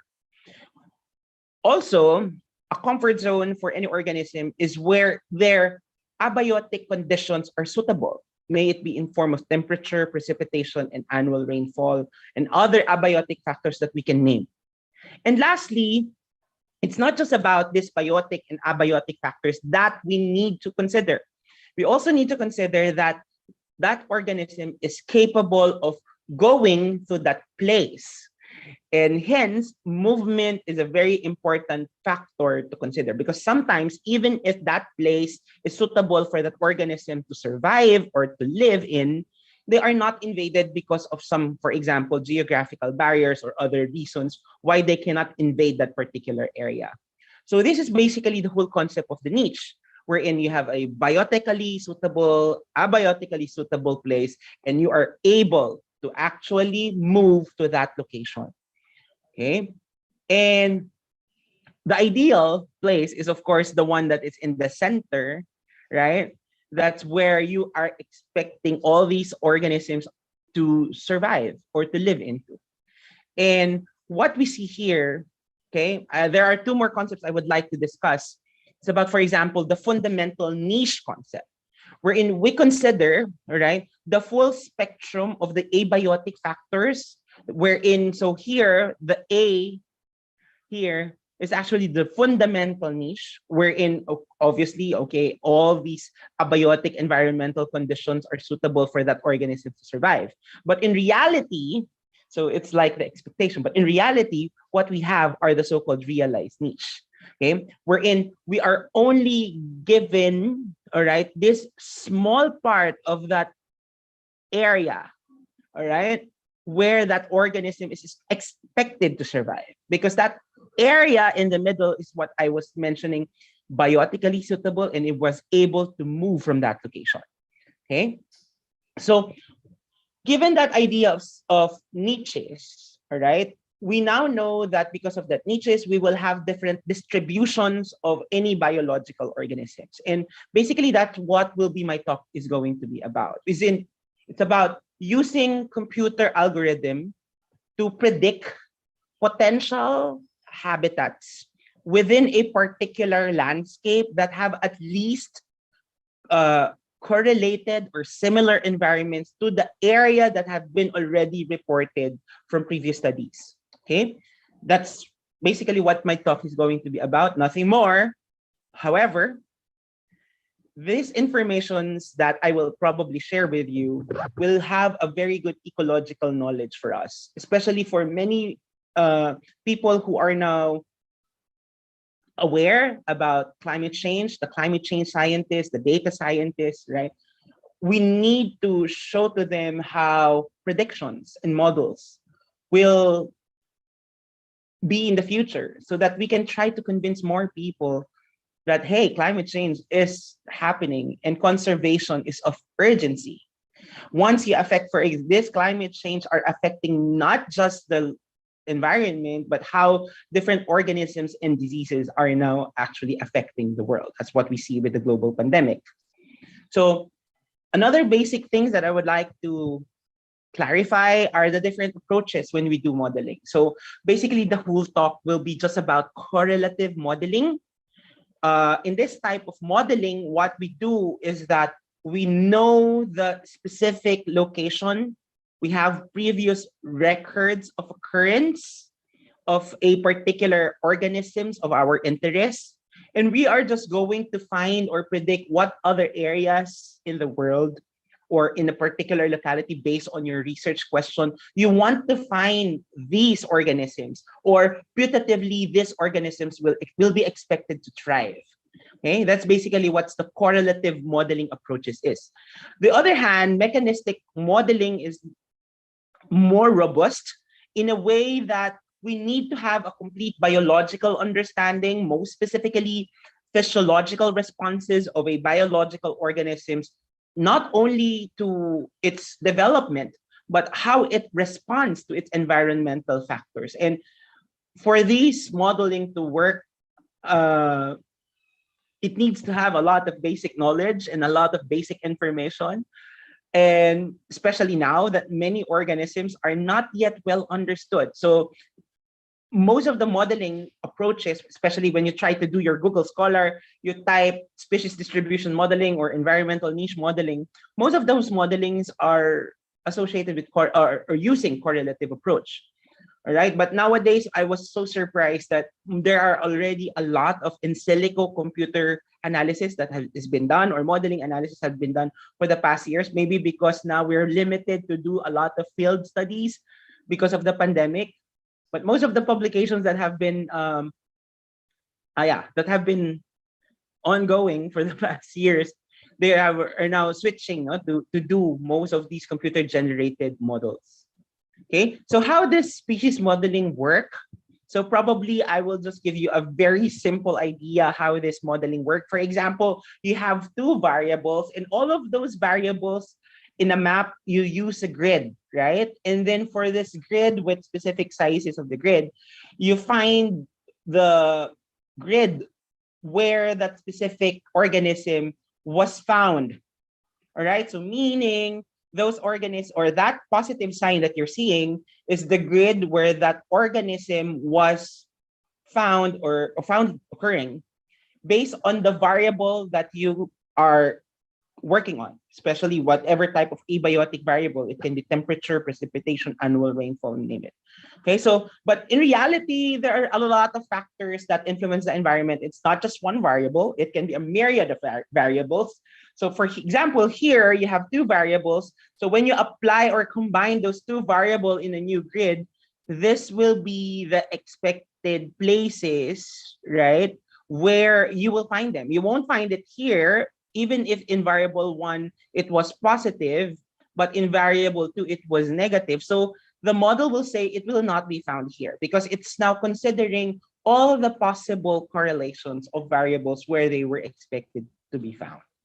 Okay, that's basically basic or simple pipeline of how SDM works. But in reality, it's more complex than that, right? So it's because what I will show you is that occurrence data is easy to be found, right? But there are a lot of environmental data that can be used, right? That are readily available in many databases.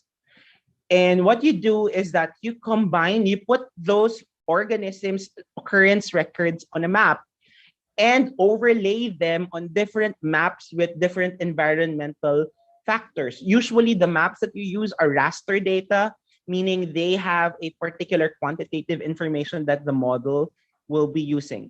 And at the end, the model will be using specific algorithms. And at the end, it will now provide you some predictive maps.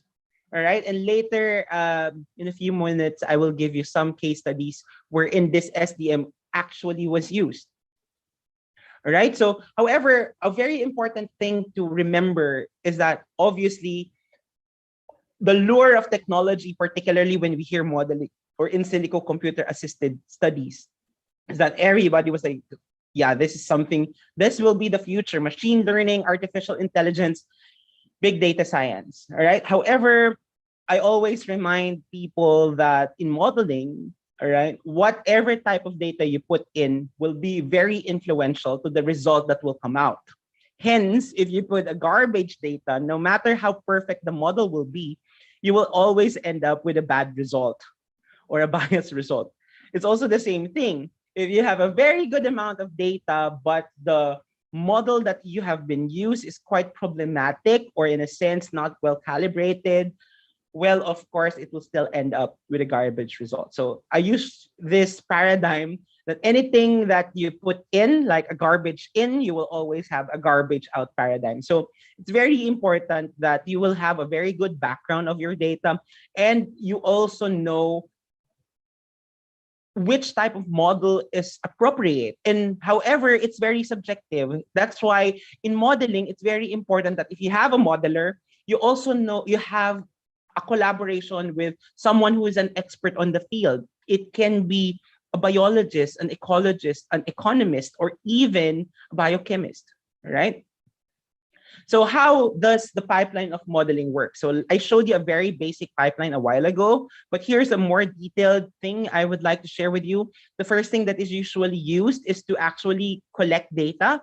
It can be different type of database coming from the GIS or the Geographic Information Center. You can actually have free database wherein they can be accessed onto, for example, WorldClim, wherein there are a lot of GIS maps that are used here. Even the 19 bioclimatic factors can be found here. And here are some of the factors that are commonly used for bioclimatic envelope modeling. or even the more updated versions of different raster data coming from different abiotic factors that can be used based, of course, on the organism that you are studying or of interest. So after you collect the environmental layer, it is very important that you also know the map or the occurrence distribution of the organism that you want to explore. So for that, where do you actually get the occurrence data? So there are a lot of ways to get the occurrence data. So sometimes if you're a researcher who's always out on the field, you know where to find them, you have a wide array of collections of coordinates where you have found them, then you can have your own personal data. Nowadays, go to Facebook, social media accounts, there are a lot of citizen science websites that are actually even telling that they have sightings or reports of a particular organisms that they were able to find. Of course, it's always nice to still use validated published literatures, right? That actually tried to report where they were able to find their biological organisms. Still, museums are very good source of data because most of the biological entities that are found in the field, we usually put them on the museums, right? And now there are a lot of online databases, but the most popular one is the use of the GB for the Global Biodiversity Information Facilities. Okay, so there are a lot of sources for that data, right? For the occurrence data. So, however, there are a lot of critical considerations that we need to remember when we talk about species distribution data, right? For example, what specific type of data should we use for a specific model? And here are some examples of data that are used.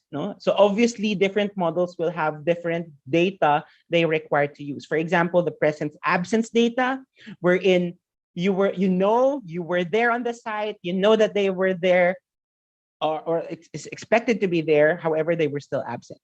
All right. Next is the presence-only data. It means that you don't know if they will be really absent there. Most of the time, it was randomized, right? You go to a specific site and you found that organism on that site. So that's you have the presence-only data. And then sometimes you can suspect probably they were there and you were able to find them. That's the present pseudo-absence data. But most of the model nowadays, and probably the model or the type of species distribution data that I'm used to, is the presence background data. We're in a specific raster or grid. You know them, you map them, and you also know the specific abiotic condition. That's the background of that data. Okay, so at the end, you will see a lot of very colorful maps, right? So that's the first critical consideration. Second consideration is that when is absence really an absence, right? Is that organism really absent because they are not there? Is that really absent because they really are not suitable for the environmental conditions that place have? So for that, there's no general answer or step-by-step procedure, but I base it on the paper published by Peterson in 2011, wherein for you to really know the true presence of that organism's place, wherein you need to do a lot of ground truthing and validation. You need first to have it accessed. You were able to really know in the field, particularly most of the ecologists, to really tell you, yes, that area is suitable for them. It's not too hot, it's not too cold, that's just enough for them to survive. You were able to actually know that that place is a good place for it to survive because there's no biotic competitors around, and you actually visited it. And this is the most crucial. You were able to observe them correctly. And then that's the only time you can say probably it's a true presence. Nonetheless, the others will always give you a bit of a doubt. And that's where those modeling will also play around. No? So that's why it's very important that you know which model will accurately suffice, right? The type of information and the background of collections of data that you have. Okay. Third consideration is how many species occurrence are needed. I found organism A thrice in my life. Is that enough? However, I found, for example, 100 data points. Is that more than enough? So those are questions that still need to be considered. It's kind of tricky, to be honest, especially when we talk about how practical it is and how easy it is to collect available records, especially those that are depending their data, for species distribution models. But I come up with, this is a very nice paper published in 2015, wherein they were trying to develop a lot of schemes and algorithms to find the minimum number of record occurrence to develop an accurate species distribution models, depending, of course, on the organism. I really encourage people to read this, all right? But here they were able to find like at least 3 is enough for as long as it is not biased type of data, all right? What do we mean by bias? Like you find it only in one place that all has the same information, or they are too near to each other. This is type of biased data, right?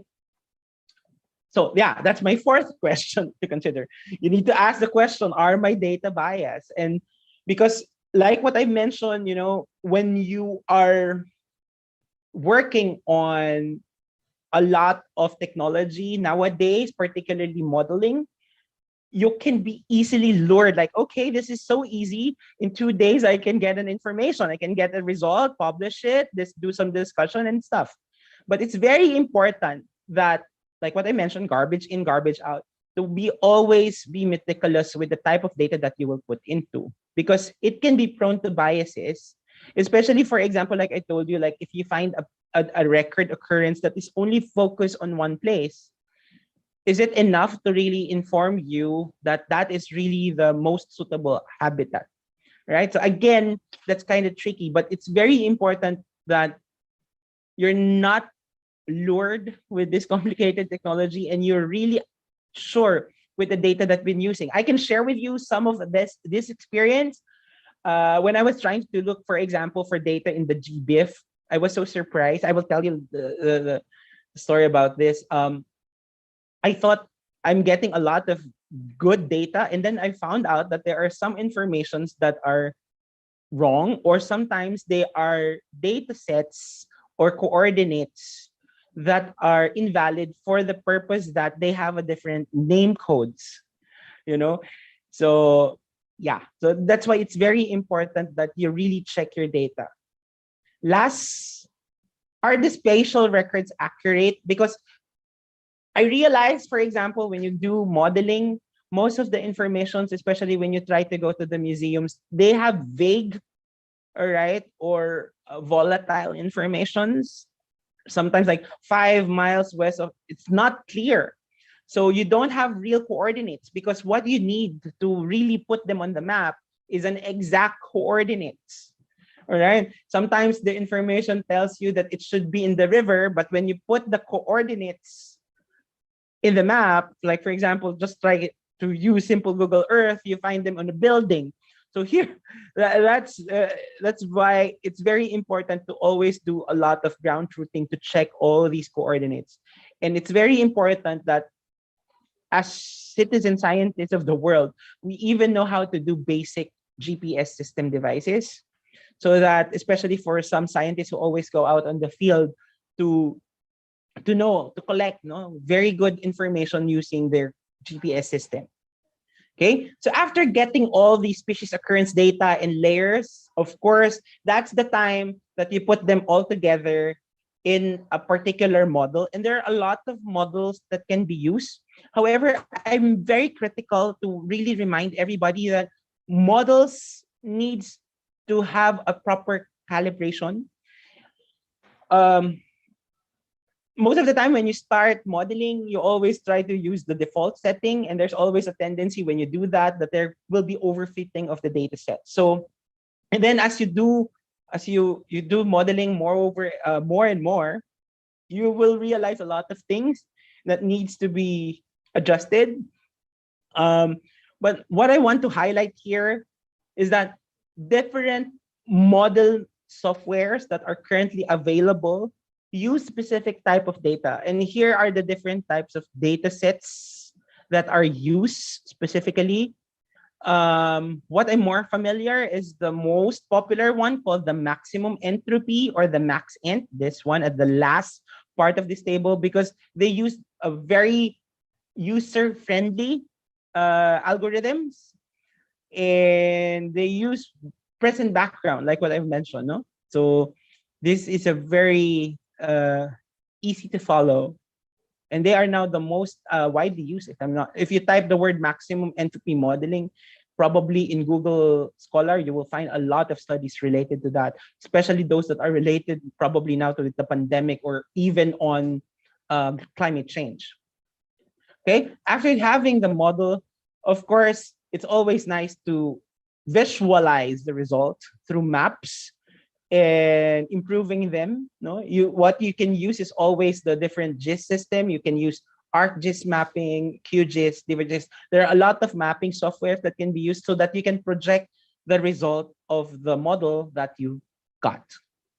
Okay, so what I will share with you now is how did I apply species distribution modeling to slime molds. So what are slime molds? So I'm now proud to introduce to all of you here these very interesting group of protists, which live half of their life as an animal that are moving around the terrestrial ecosystem, eating all those bacteria or fungi or algae that are around the communities in the forest. And when the environment starts to become unsuitable for them, they start to live their life as a fungi, wherein they will really appear like fructification or fruiting body.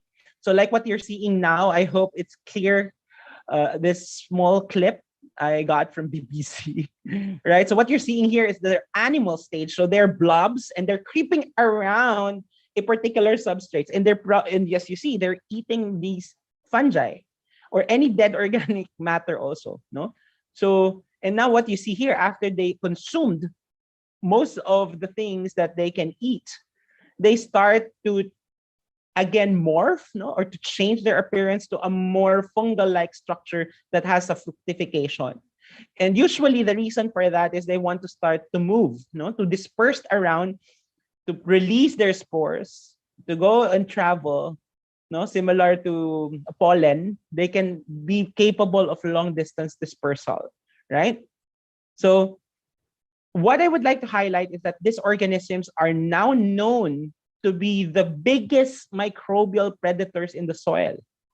All right, so you can find them anywhere actually, and there are around 100 or no, 1,000 more now of species of slimies that are found. And here are the specific type of substrates where you can even find them, all right? So, but probably what catches my interest is that these organisms can be a source of information regarding the evolution of primitive intelligence. In fact, in 2001, this is a very popular experiment. When you type slime molds, for example, in YouTube, you will probably see them creeping around a particular labyrinth. And what's more interesting is that they have a starting point here. It was able to come up and to find the solution to get out of the labyrinth in the shortest time possible.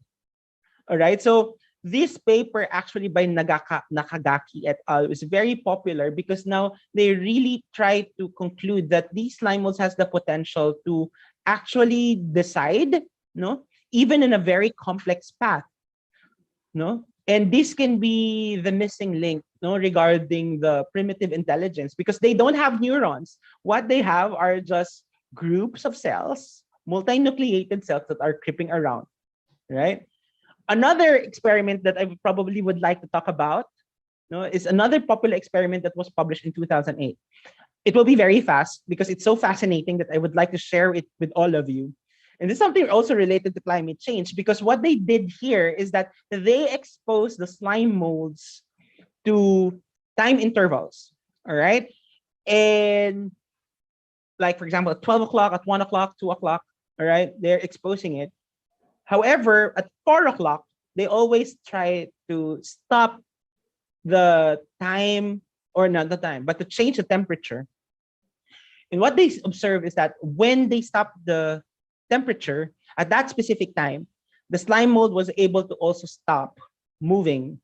All right. And then it seems that they keep on repeating that for several days, several weeks. And then finally, some of the scientists decides, okay, let us now, we will not stop at around 2 o'clock. We will not stop the temperature. We will keep the temperature ongoing. But what, to their surprise, what they observed is that that slime molds that they were looking at was able to anticipate that it will have still a change in their environment and will keep on stopping. So even if, for example, they stop the source of the temperature, the slime molds was still able to anticipate, okay, I need to stop. Hence, this paper was able to even suggest that slime molds are able to learn. Hopefully similar to us, right? Like they seems like they have the capability to have circadian rhythm similar to our sleeping patterns. Okay, but probably this will be the most interesting. In 2010, 11 years ago, when I was starting my PhD, this was the reason why I really studied them. Is because they tried to put this slime mold over a petri dish, all right, for the 0 hour up to the 26 hour. And at the 26 hour, it created this one. It seems boring, right? But the thing here is that at the 26 hour, the slime mold was able to copy the complicated Tokyo railway system. And it is so fascinating because based on what I've learned, the Tokyo railway system, we have here our Japanese colleagues, you can correct me, took a lot of years to be established, like more than probably 10 years, if I'm not mistaken. But for slime molds, they were only able to copy it for 26 hours. Okay. So what I will now present to you are different case studies where I've used SDM or species distribution models in relation to the slime molds. So for example, here is a case study of Barbiella, and here are the colleagues that I've worked with coming from different parts of the world, from the US, from Russia, Philippines, Germany. And we're looking at the first case study of the Barbiella. They are rare species of myxomycetes that are only reported for the longest time on the northern hemisphere on a very cold environment. Preferentially, they want trees that are coniferous, all right? But only in 2017, we found this information when we did the modeling, that they can thrive also in other parts of the world, not just here in the northern hemisphere. There was a result of the model. They can also be found in Vietnam here, and here in part of Australia and New Zealand. What's interesting is that when we did this modeling, our colleague who went to Australia and Vietnam was also able to really validate the model and found it there. So for the longest time, for many years, we thought that this species is having a distributional limit, but based on the model, they can be found in other places. Why? Is it caused by climate change? Is it caused by their long distance dispersal? This is the thing that we're still investigating, right? Another one is this very interesting case study of Hemetrichia serpula. These are bright spored species of slime molds. During my PhD, I was able to find that they have a preference. Specifically, these biospecies has a preference over the tropical areas. Like, we cannot find them really exactly because the white zones there are the missing parts, but we were able to find them, the black parts, the positive parts, in most areas that are tropics. And to really validate it, we want to go, of course, in Africa. So it will really help us too, right? if you're on the field, you don't go on the field blindly anymore. If you have a model, you can validate the model by actually going exactly on the field and check it out, right? Another one is this study about Costa Rican slime molds, wherein they tried to model and find which areas in Costa Rica you can find the 5 most abundantly occurring slime molds. What is the purpose of this model? I will have that answered at the end of this presentation, no? Because it is something also related to the study I recently did for the Philippines, right? But this is the latest modeling study that I have published not so long ago, a few months it was released. So what we're looking at are slime molds that are actually growing at the snowbanks. It means that after a snow melts, you will expect a specific slime mold called the Physarum albescens to grow on those substrates. And what's interesting is that we're seeing, because besides the model, we've tried to use other experiments like looking at the genetics and looking at the physiology, for example, of the organism. And what we see is that it seems that there are species that are so localized. All right. And it seems that they start to have this so-called adaptation on their specific place, these Niviculus mixos. However, our problem is we weren't able to validate, because of the pandemic, some of the places. And those that are marked in red are the target areas, because it seems that these areas in the part of the world are the highly most suitable areas for these Niviculus mixos to thrive. What's more of interest are the ones here in the Himalayas, all right, that was not yet surveyed for a very long time. And even here, at the areas of the Southern America that's not yet, or even here in Australia and New Zealand, where they are expected, according to the model, to be found. So it's very interesting for us. Hopefully, when the global pandemic is over, these are the things that we will do to really travel and see if these Niviculus mixos will be thriving there. And what I would like to share with you is a study that I did together with a bachelor student who studied in Vietnam, wherein we tried to look how climate change are now affecting the distribution of a specific slime molds, particularly this Diderma hemispericum. Why this species? Because this is an abundantly occurring species in the Philippines, and we want to see how it will be distributed, given different climate change scenarios. Here's the current climate, all right? What we see, so you see here the circles, these are the locations where we found them. And the model showed those that are in red and yellow, the other areas where we are expecting to find these species. So again, because of the pandemic, we weren't able to visit the area. But what's more interesting is that the model that we got seems to point out that the distribution of these tropical slime molds are affected by the seasonality in the country. And as an ecologist, I can validate that because what we observe is that they will always appear after a rainfall. Right, so it's always nice for us to go out on the field after the season. The season we're in, after months of having heavy rain, it will stop a little bit, and then the sun will shine, and then we can definitely see those fructification on the field. Okay, and what's more interesting is when we try to model them under different climate scenarios, it seems that the range of these species will try to expand.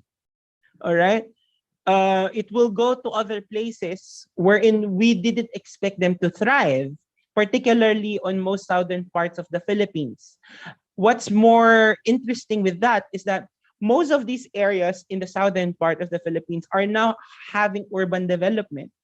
And hence, when we presented it, it's very important using this model to really recalibrate the mindset of many policymakers to see how several factors, for example, when we try to deforest our forest ecosystem and how we manage our land just for the sake of economic development, that it can probably cost some organisms where they can expect it to be found, not to be found there anymore because of this too much development.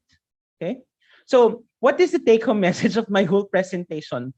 Hopefully, bear with me. It will only take the last few minutes. The first one is, of course, there's a presence of large number of endangered and threatened species, right? Not just microorganisms. It can be the plants and animals that throughout the world, particularly in many Southeast Asian countries, we're really known to have a very diverse plants and animal species. And we need urgent conservation measures for that because they are the ones that are also affected by climate change. If we look at the One Health agenda, right, we see that they are really interrelated. And once you disrupt the environment, animals gets no place to live. They start to migrate. They start to spread diseases. They start to do zoonotic diseases. And what happens? Human health are affected, right? So second, that's what I already mentioned. We need conservation measures. We need to try to talk to politicians. Hey, if there climate change really occurs, we need to conserve our resources, right? And lastly, for these studies to be done, right? And because this will be the future, machine learning, artificial intelligence, big data sciences, this will be the future. People will not just work on the lab. And as we see, the pandemic brought us to that when we were deprived of the laboratory and the field to go out as researchers, we go on now to another form of research wherein we try to do metadata analysis, where we try to do in silico computer generated assisted data analysis. And hence, we need to start collaborating. Maybe you're a biochemist, an economist, a biologist, a climate change scientist.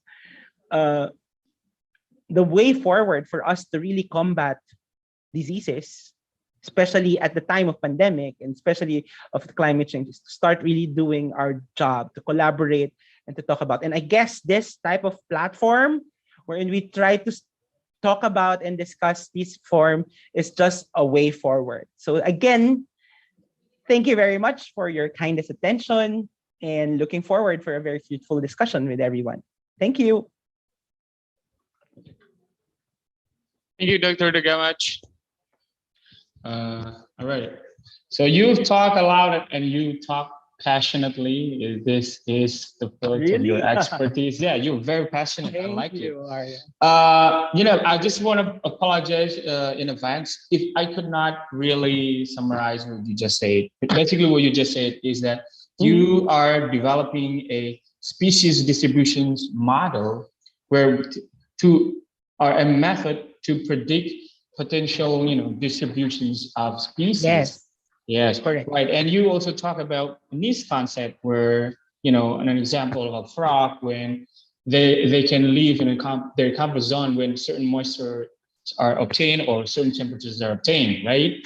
Right. And there are concept of BAM or BAM concept where there's biotic and abiotic suitable areas that influence species or organism movement, right? That's what makes the niche concept, right? That's what makes a niche concept. Yes. The niche, like what I mentioned, when we talk about niche, it's like your comfort zone, right? Yes. When you're on a job, you want to know if that job is suitable for you. So you want to know if it's a comfort zone, right? Yes, exactly. Are the people around me really good? Yes, Is the environment really good? And am I capable to move to that place? Yes, so that's yes. similar. Right. That's exactly. Similar. I think that concept is also applicable in anywhere in our life, I guess. Exactly. Exactly. Yeah. And you also mentioned about using computer algorithm data modeling, where you mentioned that what you need to pay attention when you work on data modeling is that you need to pay attention to the source of the data. Right. And also the method of the data, because if you have really good source, but you have really bad or really poor data modeling, the result is, as you mentioned, garbage in, garbage out. Exactly. So in order to avoid that, So you need to really ensure, or you need to consider where you get the data from, and the method that you use. You mentioned method is presence background, I guess, the data that you mentioned that you prefer. Yes. Yeah, I prefer the presence background. Present That's what I background. always use. Arya. Yeah, there are different the method that you prefer presence background as what you are used to. And in relation to data modeling, based on your expertise, based on your research, you use this data modeling to kind of research or observe perhaps the distributions and behavior of proteins. Right?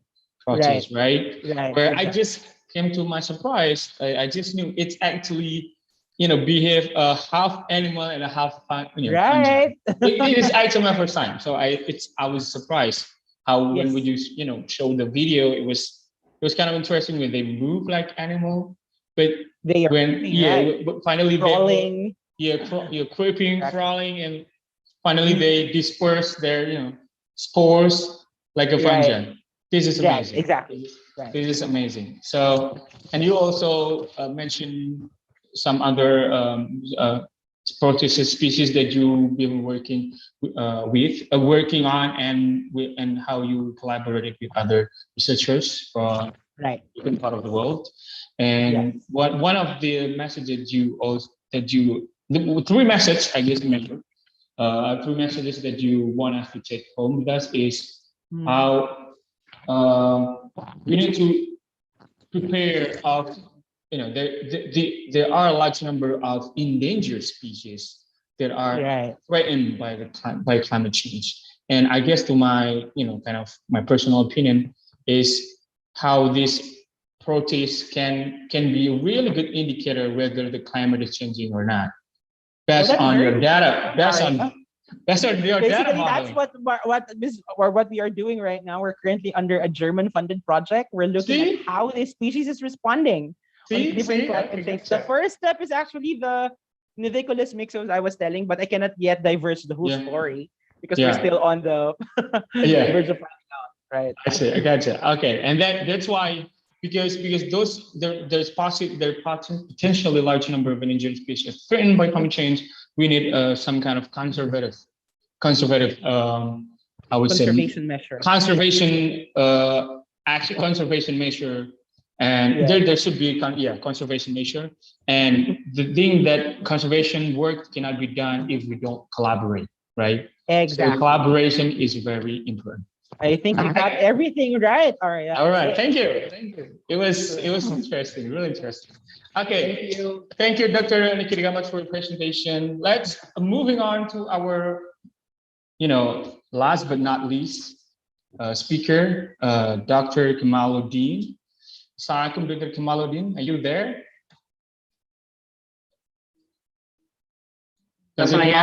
Yes, Dr. Kamaluddin, are you there? Yes.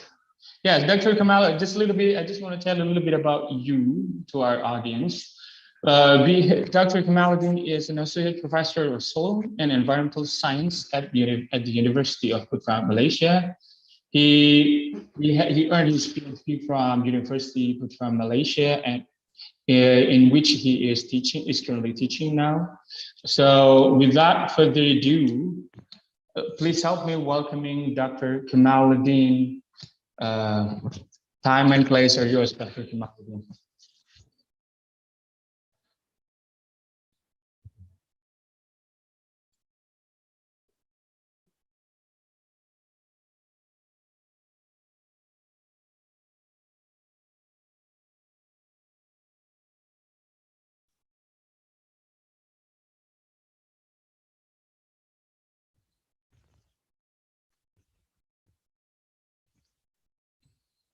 Is everything all right, Dr. Kamaluddin? Yes.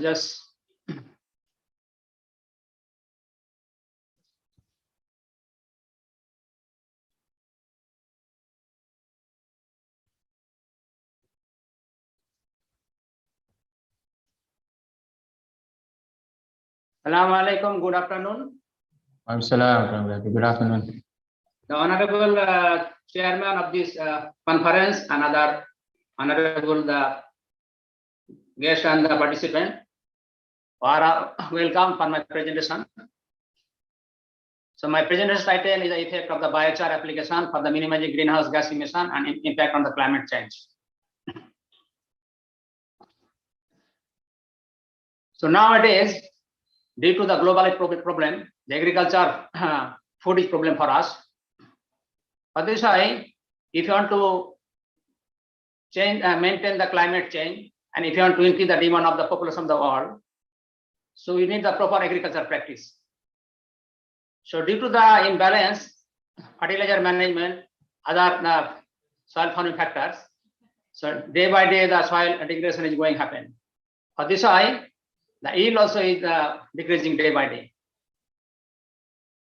So if you want to increase the yield and crop production, so we have to practice the good agriculture practice, like biochar application, the cultivar using, the tillage, water management capacity.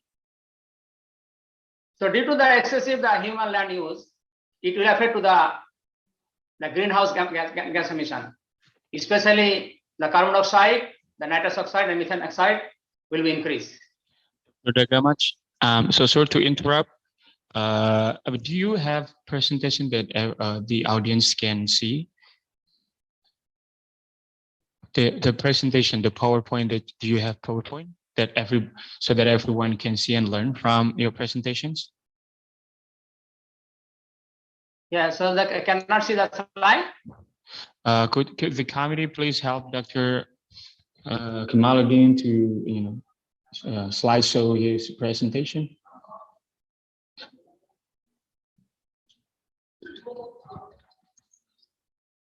Here we cannot see the slide. Yes, we cannot see your slide, Doctor. Oh, shit. Yes, I hope you could. So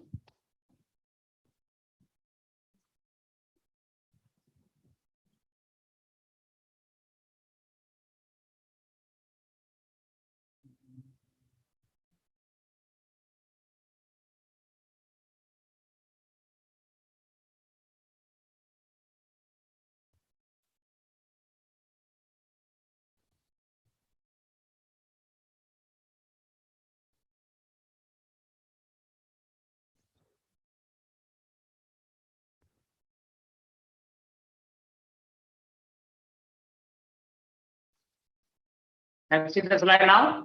Yes, this is good. We can see your presentation now. Yeah, please, you could proceed, Dr. Kamaluddin. Okay, sorry. So my presentation title actually effect of the biochar application or minimize the greenhouse gas emission and impact on the climate change. Due to the factor, it will affect to the climate change, and this affect also the quality of the soil, and the degradation of soil also decreasing. Why this happen? Due to the improper the fertilizer management, other agriculture practice. So if we manage a good agriculture practice like proper biochar management, proper the cultivar, can minimize the greenhouse gas emission. So when people using the excessive fertilizer, like chemical fertilizer, so it will affect to the soil quality, and when the soil quality affected, also it will decrease the crop production. So for this why, when it will affect the climate change, like the greenhouse gas, carbon dioxide, nitrous oxide, methane is increasing, so it will also affect to the crop production. So how we can minimize due to the proper agriculture practice. So when we make the proper agriculture practice, then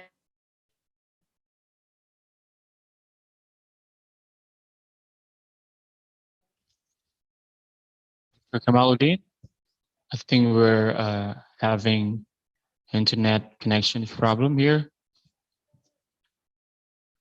Could the committee help?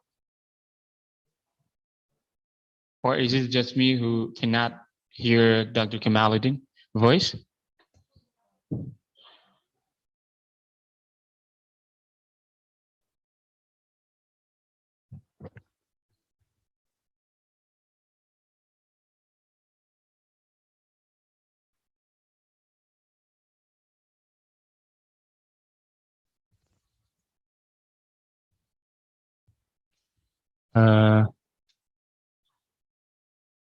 Hamidi, Bu Kamaria.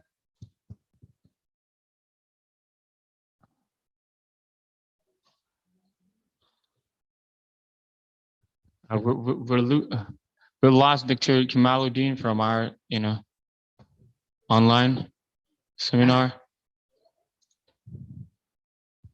Dr. Kamaluddin, are you there? Now is okay? Hello? Hello, yes? Dr. Kamaluddin, what's happening? Is it? I'm sorry, one of the computer is out of, has the electrical problem. I see. Is it black out there in Solo? Not really, but there is some electrical faults. I see. All right. Now it is okay. Okay. You can continue. Yeah, Dr. Kamaluddin, could you continue, please?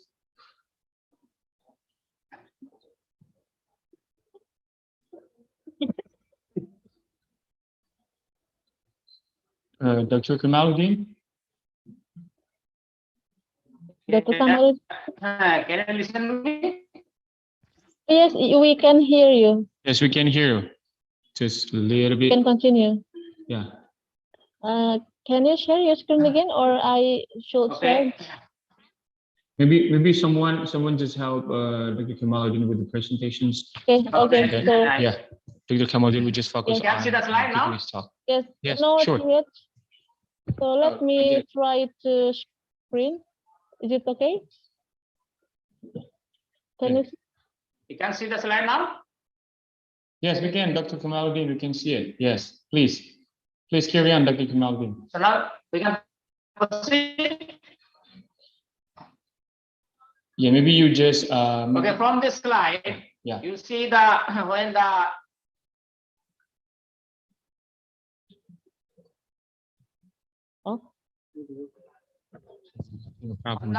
when you see the time in the fasting, then concentration of carbon dioxide also increasing. So when the temperature will be increased, also carbon dioxide also will be increased. So it will affect to our climate change. So when due to the sea rising level increase, then temperature also increasing. So as a result, our salinity also increasing. The drought stress is increasing. And the ice melting increasing, temperature is increasing. So then as a result, the carbon dioxide, the methane, nitrous oxide increasing. So it will affect to the climate change. So but how we can reduce or minimize the greenhouse gas emission? If we can produce the more carbon sequestration using the good agricultural practice by biochar application, the good variety, the good tillage, good fertilizer management practice, then they can produce the more the carbon sequestration, and it will helpful to reduce the global warming. So biochar is a organic soil amendments. Normally all over the world, the farmers are practicing the chemical fertilizer. So when farmers apply the chemical fertilizer, so due to the application of chemical fertilizer and excessive chemical fertilizer, it will affect to the soil quality and it will affect to the soil fertility.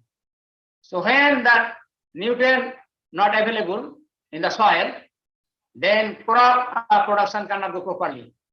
For this why, if we apply some soil organic amendment like biochar, it will helpful to improve the soil quality, soil fertility, then we can get the maximum production. So how we can get the biochar? Actually, biochar is a carbon resource product but we can produce using the pyrolysis system. So under the low temperature, like less than 700, and also the low oxygen concentration. So when, if you produce the biochar, then we get the soil organic matter, the systematic qualities, and they can also produce the more carbon sequestration. So if you get the soil organic matter high and carbon sequestration is high, then it will helpful to reducing the soil greenhouse gas emission and mitigate the climate change. So this is some picture, the different type the biochar we can use for the any crop production like the rice, oil palm, maize, rice husk biochar, the empty fruit biochar, foliage, corn, cobs, grass. So these all are the biochar helpful for the crop production. So when we apply biochar in the soil, so there is interaction with the plant and the soil system. So when we apply the biochar have a capacity, the nutrient availability. So when the nutrient availability is good, so they can release the more the element like nitrogen, phosphorus, calcium, and so the microbial activity will be good. So when the microbial activity good, they produce a lot of carbon, increase the carbon sequestration, and ultimately it will affect to the for the crop production. And in the soil, the greenhouse gas emission like carbon dioxide, the methane, nitrogen will be reduced. So when you apply the soil argument in the soil, so that means it will reduce the greenhouse gas emission and it will affect the climate change.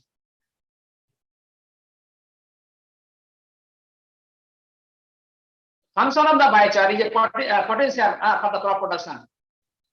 If you apply the what is the problem in the soil? If the low fertile soil or clean energy production problem, organic waste management problem, and climate change mitigation.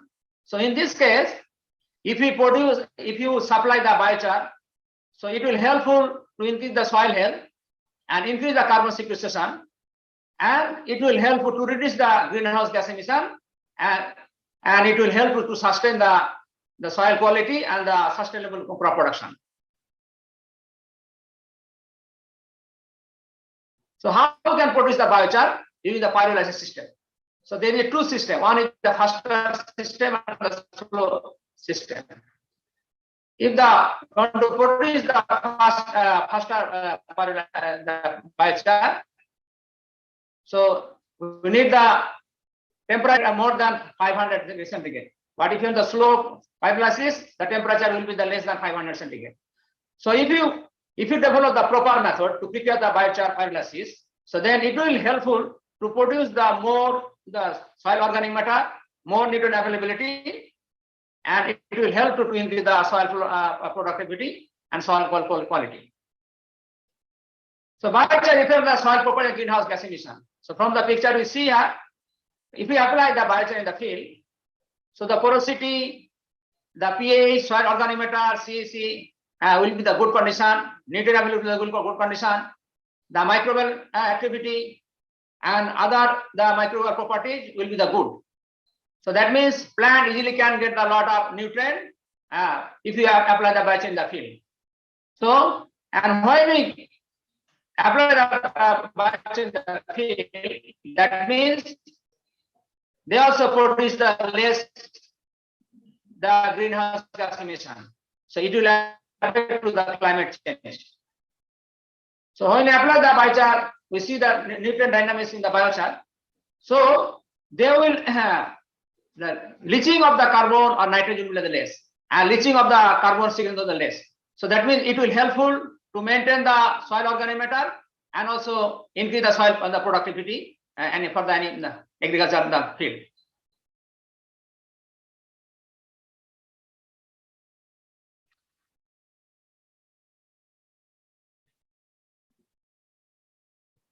So if we can convert the waste and burn, so from there we can get the lot of the carbon dioxide.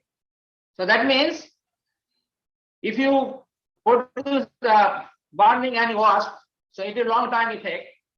So it will use the reduction of the greenhouse and also contribute to global warming.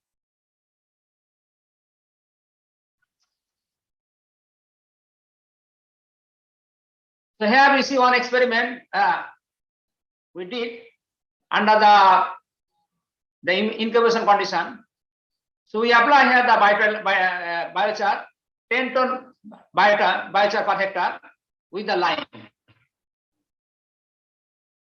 In this case,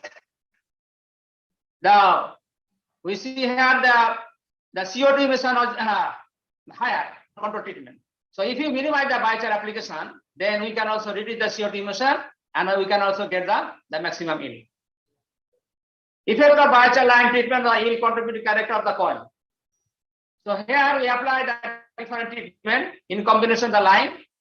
So 10 ton per hectare the rice has biochar. We apply, then we get the maximum yield.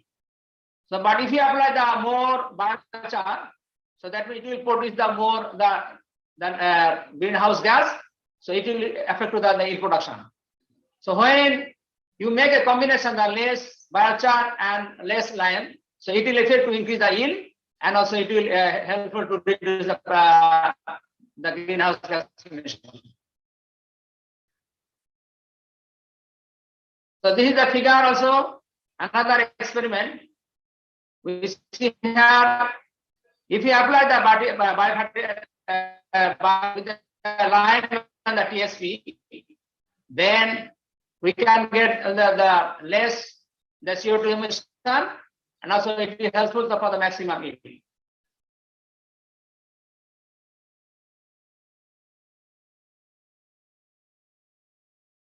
So here we apply the 10 ton rice as biochar and with the limestone and the triple superphosphate.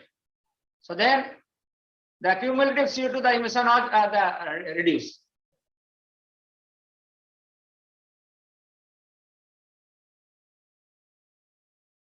So this is the some researcher they did the research. So they found if we apply the proper biochar the rate and application method, so it also helpful to reduce the nitrous oxide, the methane gas, and it will automatically help for the climate, the change effect.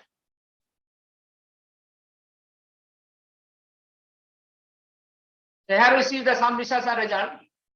If you apply the biochar, so it will significantly increase the soil quality and it will affect to the greenhouse gas emission, then it will affect the climate change. Here we see a research of 2015-16, the young at 2020.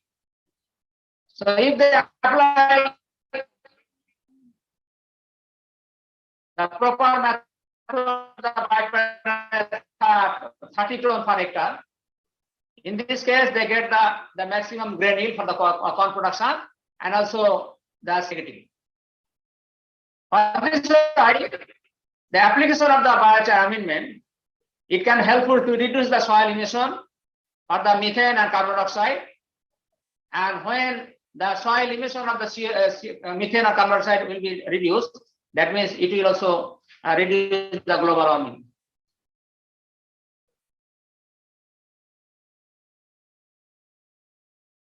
There we apply the different composting, and also this also helpful to reduce the carbon dioxide, the methane, nitrous oxide, the ammonia. So that means it also reduces the greenhouse the gas emission.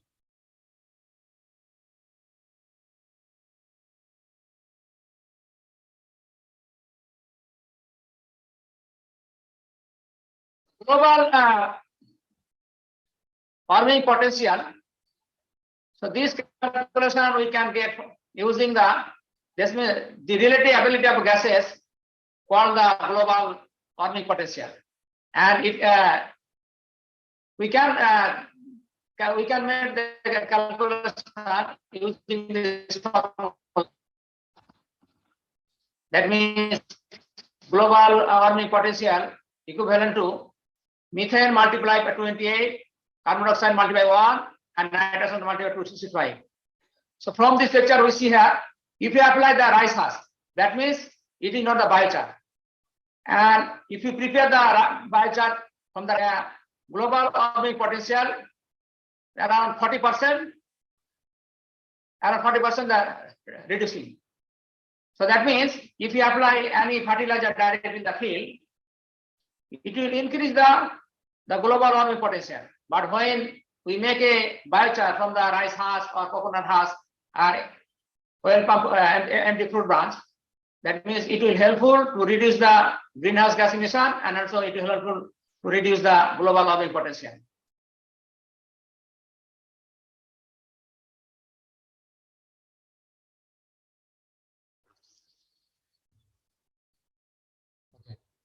This is another data, the carbon sequestration.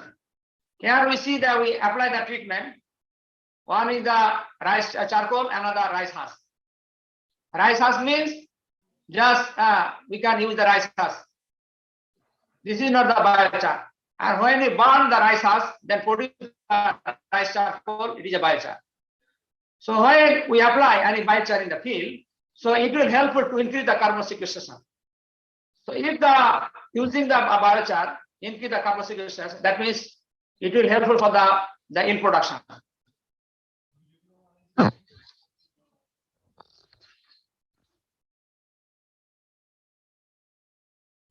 Conclusion of the presentation: application of biochar helping to reduce the greenhouse gas emission.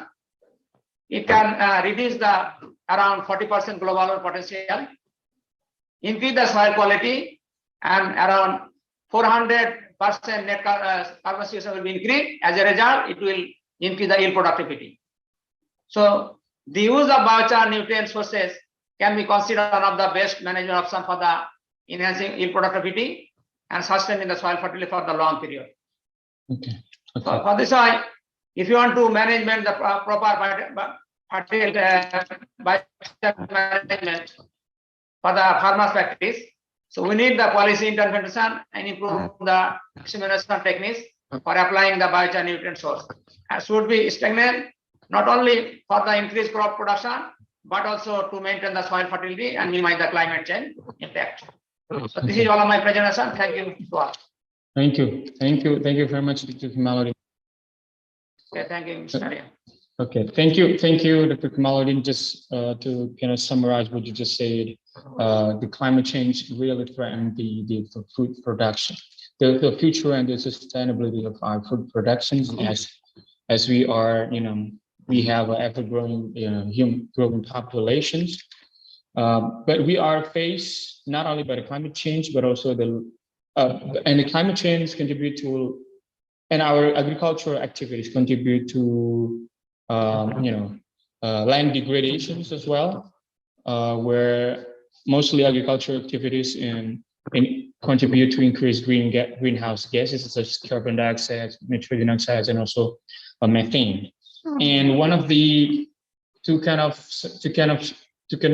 secure our food productions, you mentioned about good agricultural practices such as the use of good seed, proper fertilization method and application, dose and application, plant protections, and so on. One of the things that you mentioned here that we really heavily emphasize on is the use of biochar. Based on your presentation, biochar is one of the viable organic amendment of soil that can be used to two things: mitigate climate change.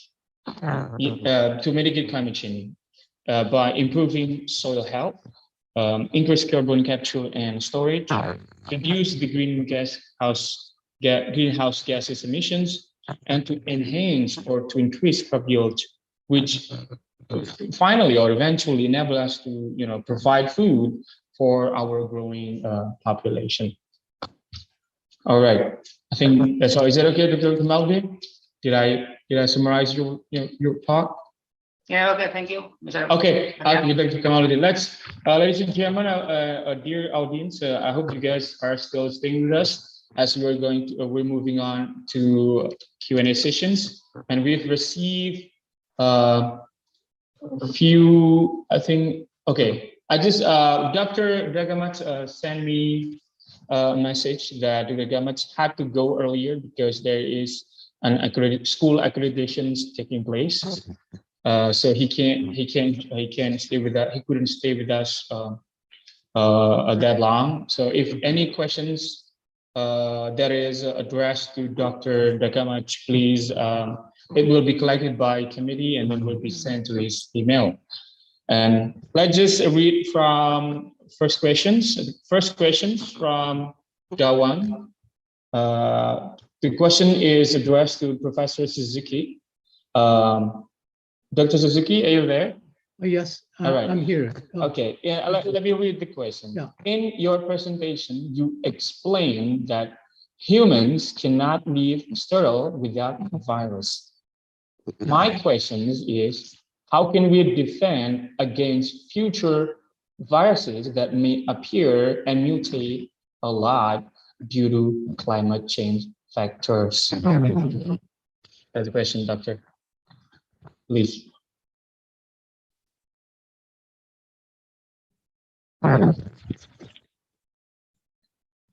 Dr. Suzuki? Yes, Yeah. I have to. Yeah. I have to answer. Yes. It's a good time. Climate change, including CO2 gas content in the air. But I'm such an report in the paper. So actually CO2 gas and the content in the air in the increase just when we observed in the 100 years the period, okay, time span in the 100, 10 decade in the range, okay, but in the 1 year range is very hard to catch up in whether in the CO2 gas in the increase or not. But I can understand, and so in the population number in the world increased in the year by year. Compared with in the 100 years ago, then the 5 times the increase, so larger number like now. So then we have then the aspiration rate in the so active rather than in the 100 years ago. Okay. In particular, in the just since then, so then the industry revolution, actually the industry side in the so then the output content of CO2 then the incredibly in the higher. So then I think it's if and so then solve this problem, and one thing is so then the easy way then the condensing the CO2 gas and buried in the under the water or under the ground. This and so all the research in the going on in the world. I know this is one thing, but in the climate changes, so then they contain a lot of elements. So at first, and we have to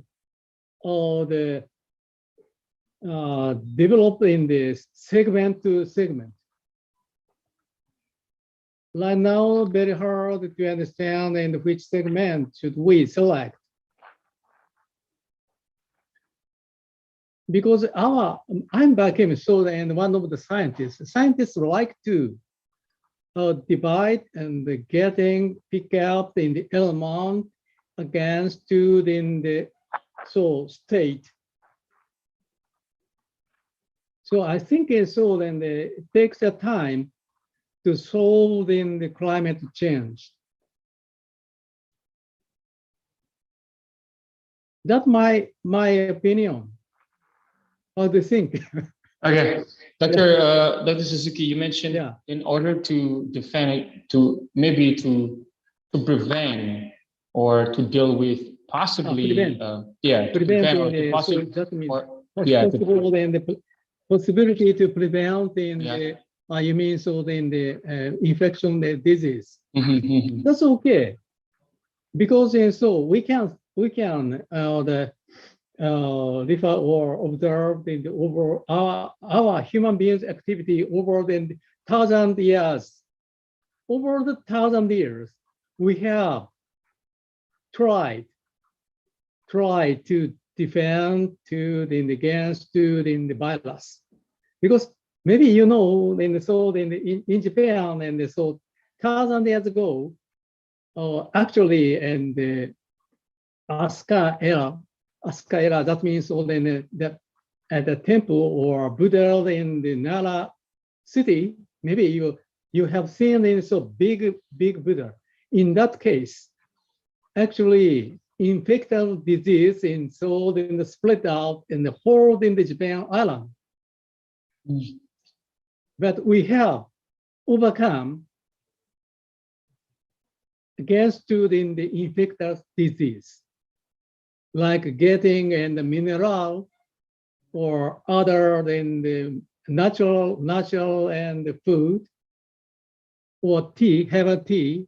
So planting the tea garden and collect in the herb or tea, green tea. Just in that time, green tea, that means so the tea plant in the one of the medicine. So right now, in the more modern age, so then we have to study just refer to the natural product, and then the synthesize in the adequate in the compound. Okay, so yeah, David Suzuki, thank you. Just to kind of summarize, we just say, so we probably can expect that there will be maybe future viruses in the future. We, a human being, we've gone so much. We've gone through so much, challenges in terms of infectious diseases and other diseases for thousands of years. And what we can do is to prevent by eating healthy food, consuming, as what you just said on your presentation, consuming jamu and herbal medicines, eating healthy vegetables. And also, you also emphasize on the consumption of green tea. Okay, exactly. I hope that answer the one questions. I hope that's answer the questions. Ladies and gentlemen, as we are constrained or limited by time, our time is actually we have to close at 12:30. I'm sure. Do we have more time, Dr. Kamaria? I hope we still have. Can we add one more question live from the chat? We have two more questions. Maybe is it okay if we just limit to one or two? Two questions. Okay, two questions. Okay. The second questions came from. It will be from the participant. She want to ask live. Oh, live. Okay. We have two questions. Okay, but the second question came from Rahman Jamal from Bapeda, Jawa Tengah, from Central Java. Professor. I'm sorry, Mr. Arya. Participant wants to ask live question. Yes, okay, right. All right. Live question. Okay, cool. So please mute your microphone. Unmute your microphone, I mean.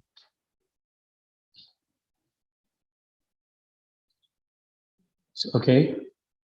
All right. Okay, please.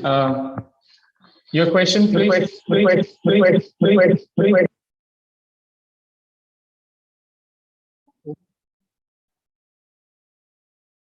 Okay, I think is it student? Dr. Kumaria? Yes. Maybe this is another one. All right. Okay. Please name and your questions and to whom you address the questions, please. Okay. Still muted, I guess. Yes, it's by the moderator. Please wait. Okay, thank you. Okay. Still hearing. Okay.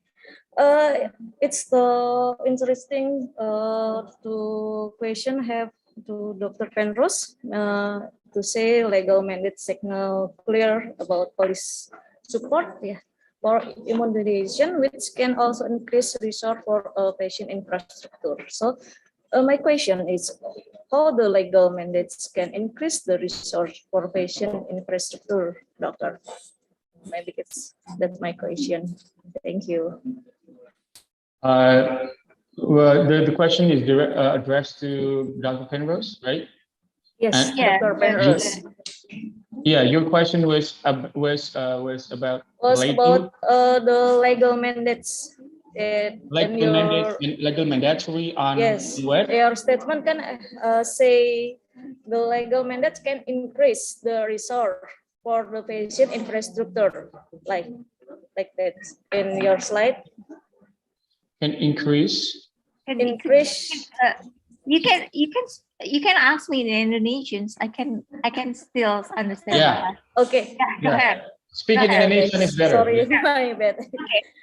I can understand. I will translate. No worries. Di slide dokter menyatakan tentang meningkatkan patient infrastruktur tentang yang legal mandate, dokter. Legal mandate signal clear police support. Okay.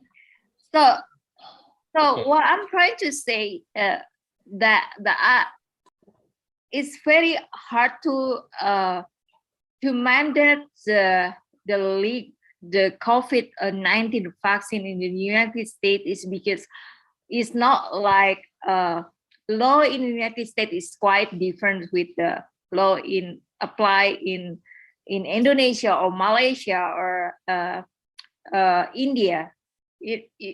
Because we have two different kind of systems. Like our legal system in this world divided into two categories, which is United States, England, India, and Canada. We use common law, and then the rest of the world use the civil law. So it's really hard to imply mandatory legal systems regarding the COVID-19 vaccines because every state has different rules, and it's very hard to apply and enforce kind of like federal law to mandate the COVID-19 vaccines in the United States is because every state has different rules that rules their own state. So if you want to go to the federal laws, like what they did back in 1905, is just quite different because the data support them to do that. But since the COVID-19 is not met the requirement for the descriptions to enforce the law based on that precedent law that we have before in chickenpox pandemic back in 1905, so we cannot really rules that over here to enforce the COVID-19 vaccines all over the place in the United States.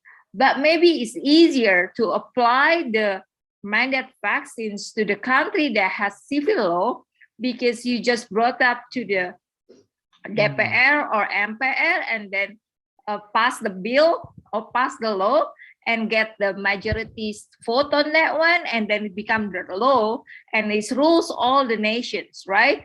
So it's just quite different how you see this mandate vaccine could be applied federally in the United States because we just don't have the same systems. The systems that rules in the United States is different with the rules that we have in Europe or in Indonesia. So it's probably easier to apply the mandate vaccines for the country that has a civil law system because it just go to pass to the bill to the house of DPR or MPR to pass the bills, and then whenever they approve that one, and then it become a law and then enforce and has penalty. But over here, you cannot just do that. It takes forever to pass the bill in the United States. Especially you have to pass the Senate and pass through the House first. There's a lot of interest group over there. You know, it's not only just the political system over here, and the law system is totally different with Indonesia.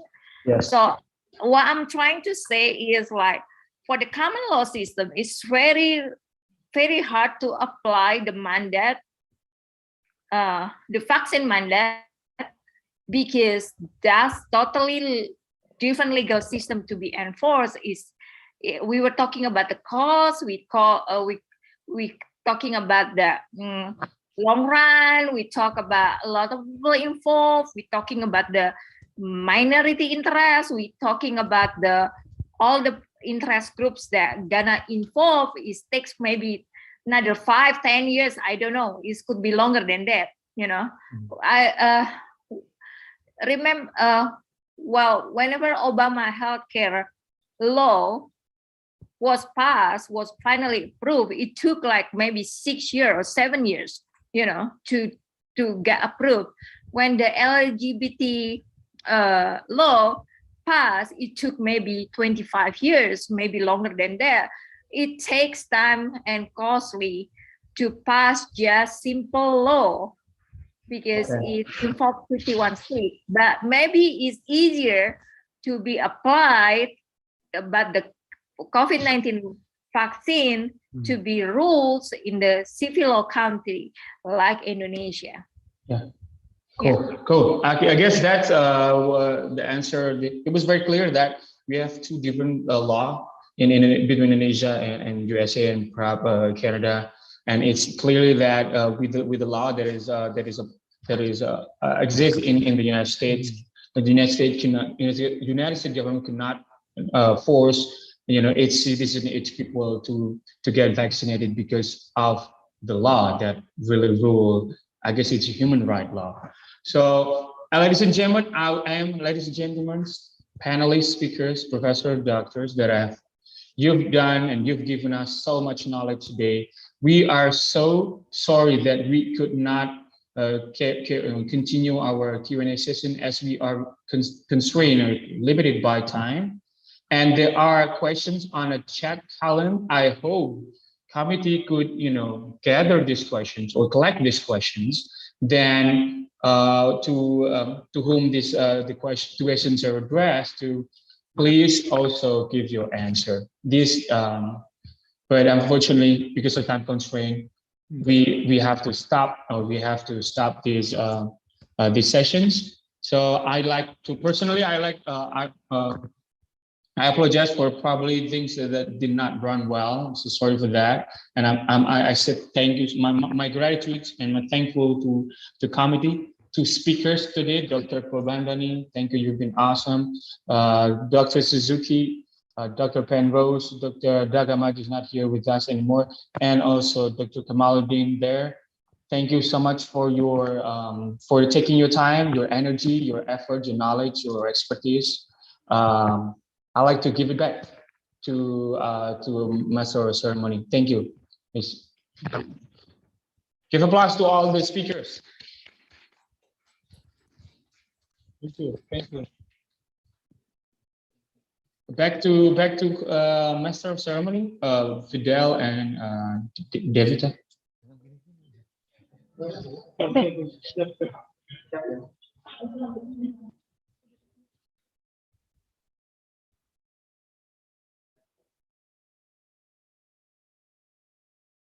Thank you, Mr. Frankie Arya Saputra, for your valuable contribution on this conference and also moderate us on this conference.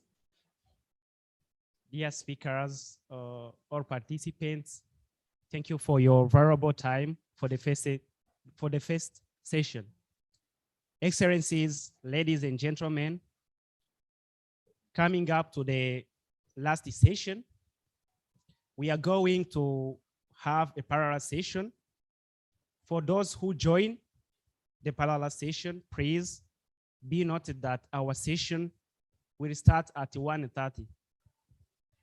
The 7th International Conference on Climate Change 2021 is organized by the Department of Master Program of Environmental Science Postgraduate School of 11 Maret University, Surakarta, Indonesia, collaborating with the United Graduate School of Agriculture Science, UCSS, University, Japan. Thank you for your participation and see you at our next conference. Stay safe and stay healthy. Thank you. Thank you. Thank you very much. Thank you very much. Thank you very much. Very much, Suzuki, Professor.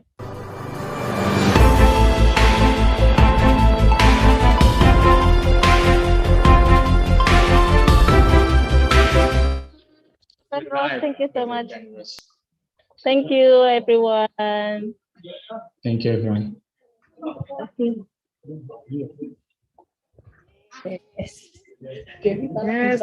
Yes.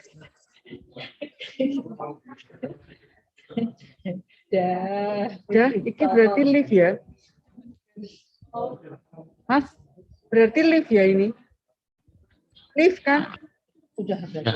Bu Kokom ini udah ya, Bu Kokom saya? Udah ya? Udah live ya?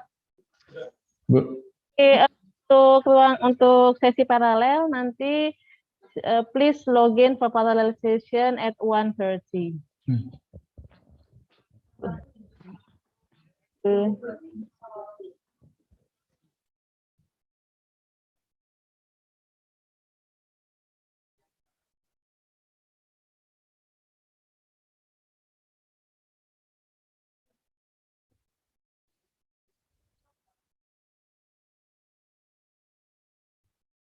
For all the participants, please log in to the parallel sessions at 1:30 p.m. Use the email address and the link that will send on your email. And once again, for all the participants, please be noted that our parallel session will be start at 1:30 p.m. Please log in from your link that sent from your emails. Thank you.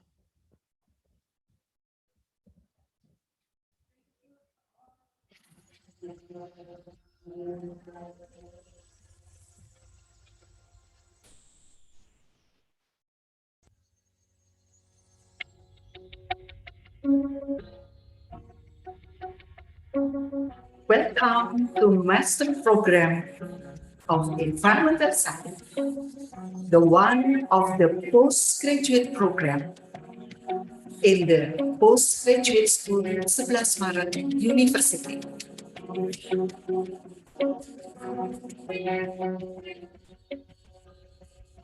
The vision of this department is to be an excellent department at national and international level through developing continuous learning. The missions of this department are to carry out education, researches, and community services based on the latest needs of the community through technology-based science transfer, problem-solving skill in the environment issues, and continuous dissemination of research results.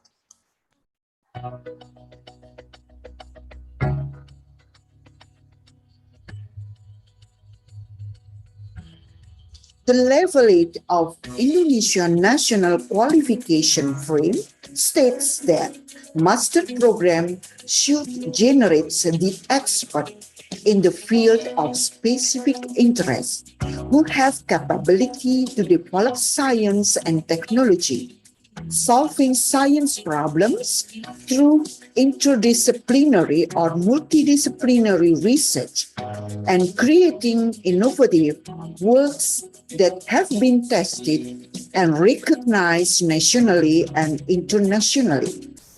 Therefore, graduates' profile of these programs are becoming the subtle problem solver through interdisciplinary or multidisciplinary approach and accentuate environment preservation based on sustainability resources. The specific skill of the graduates is capable to administer physical, biological, and social resources to gain the valid outcome and to preserve the natural resources.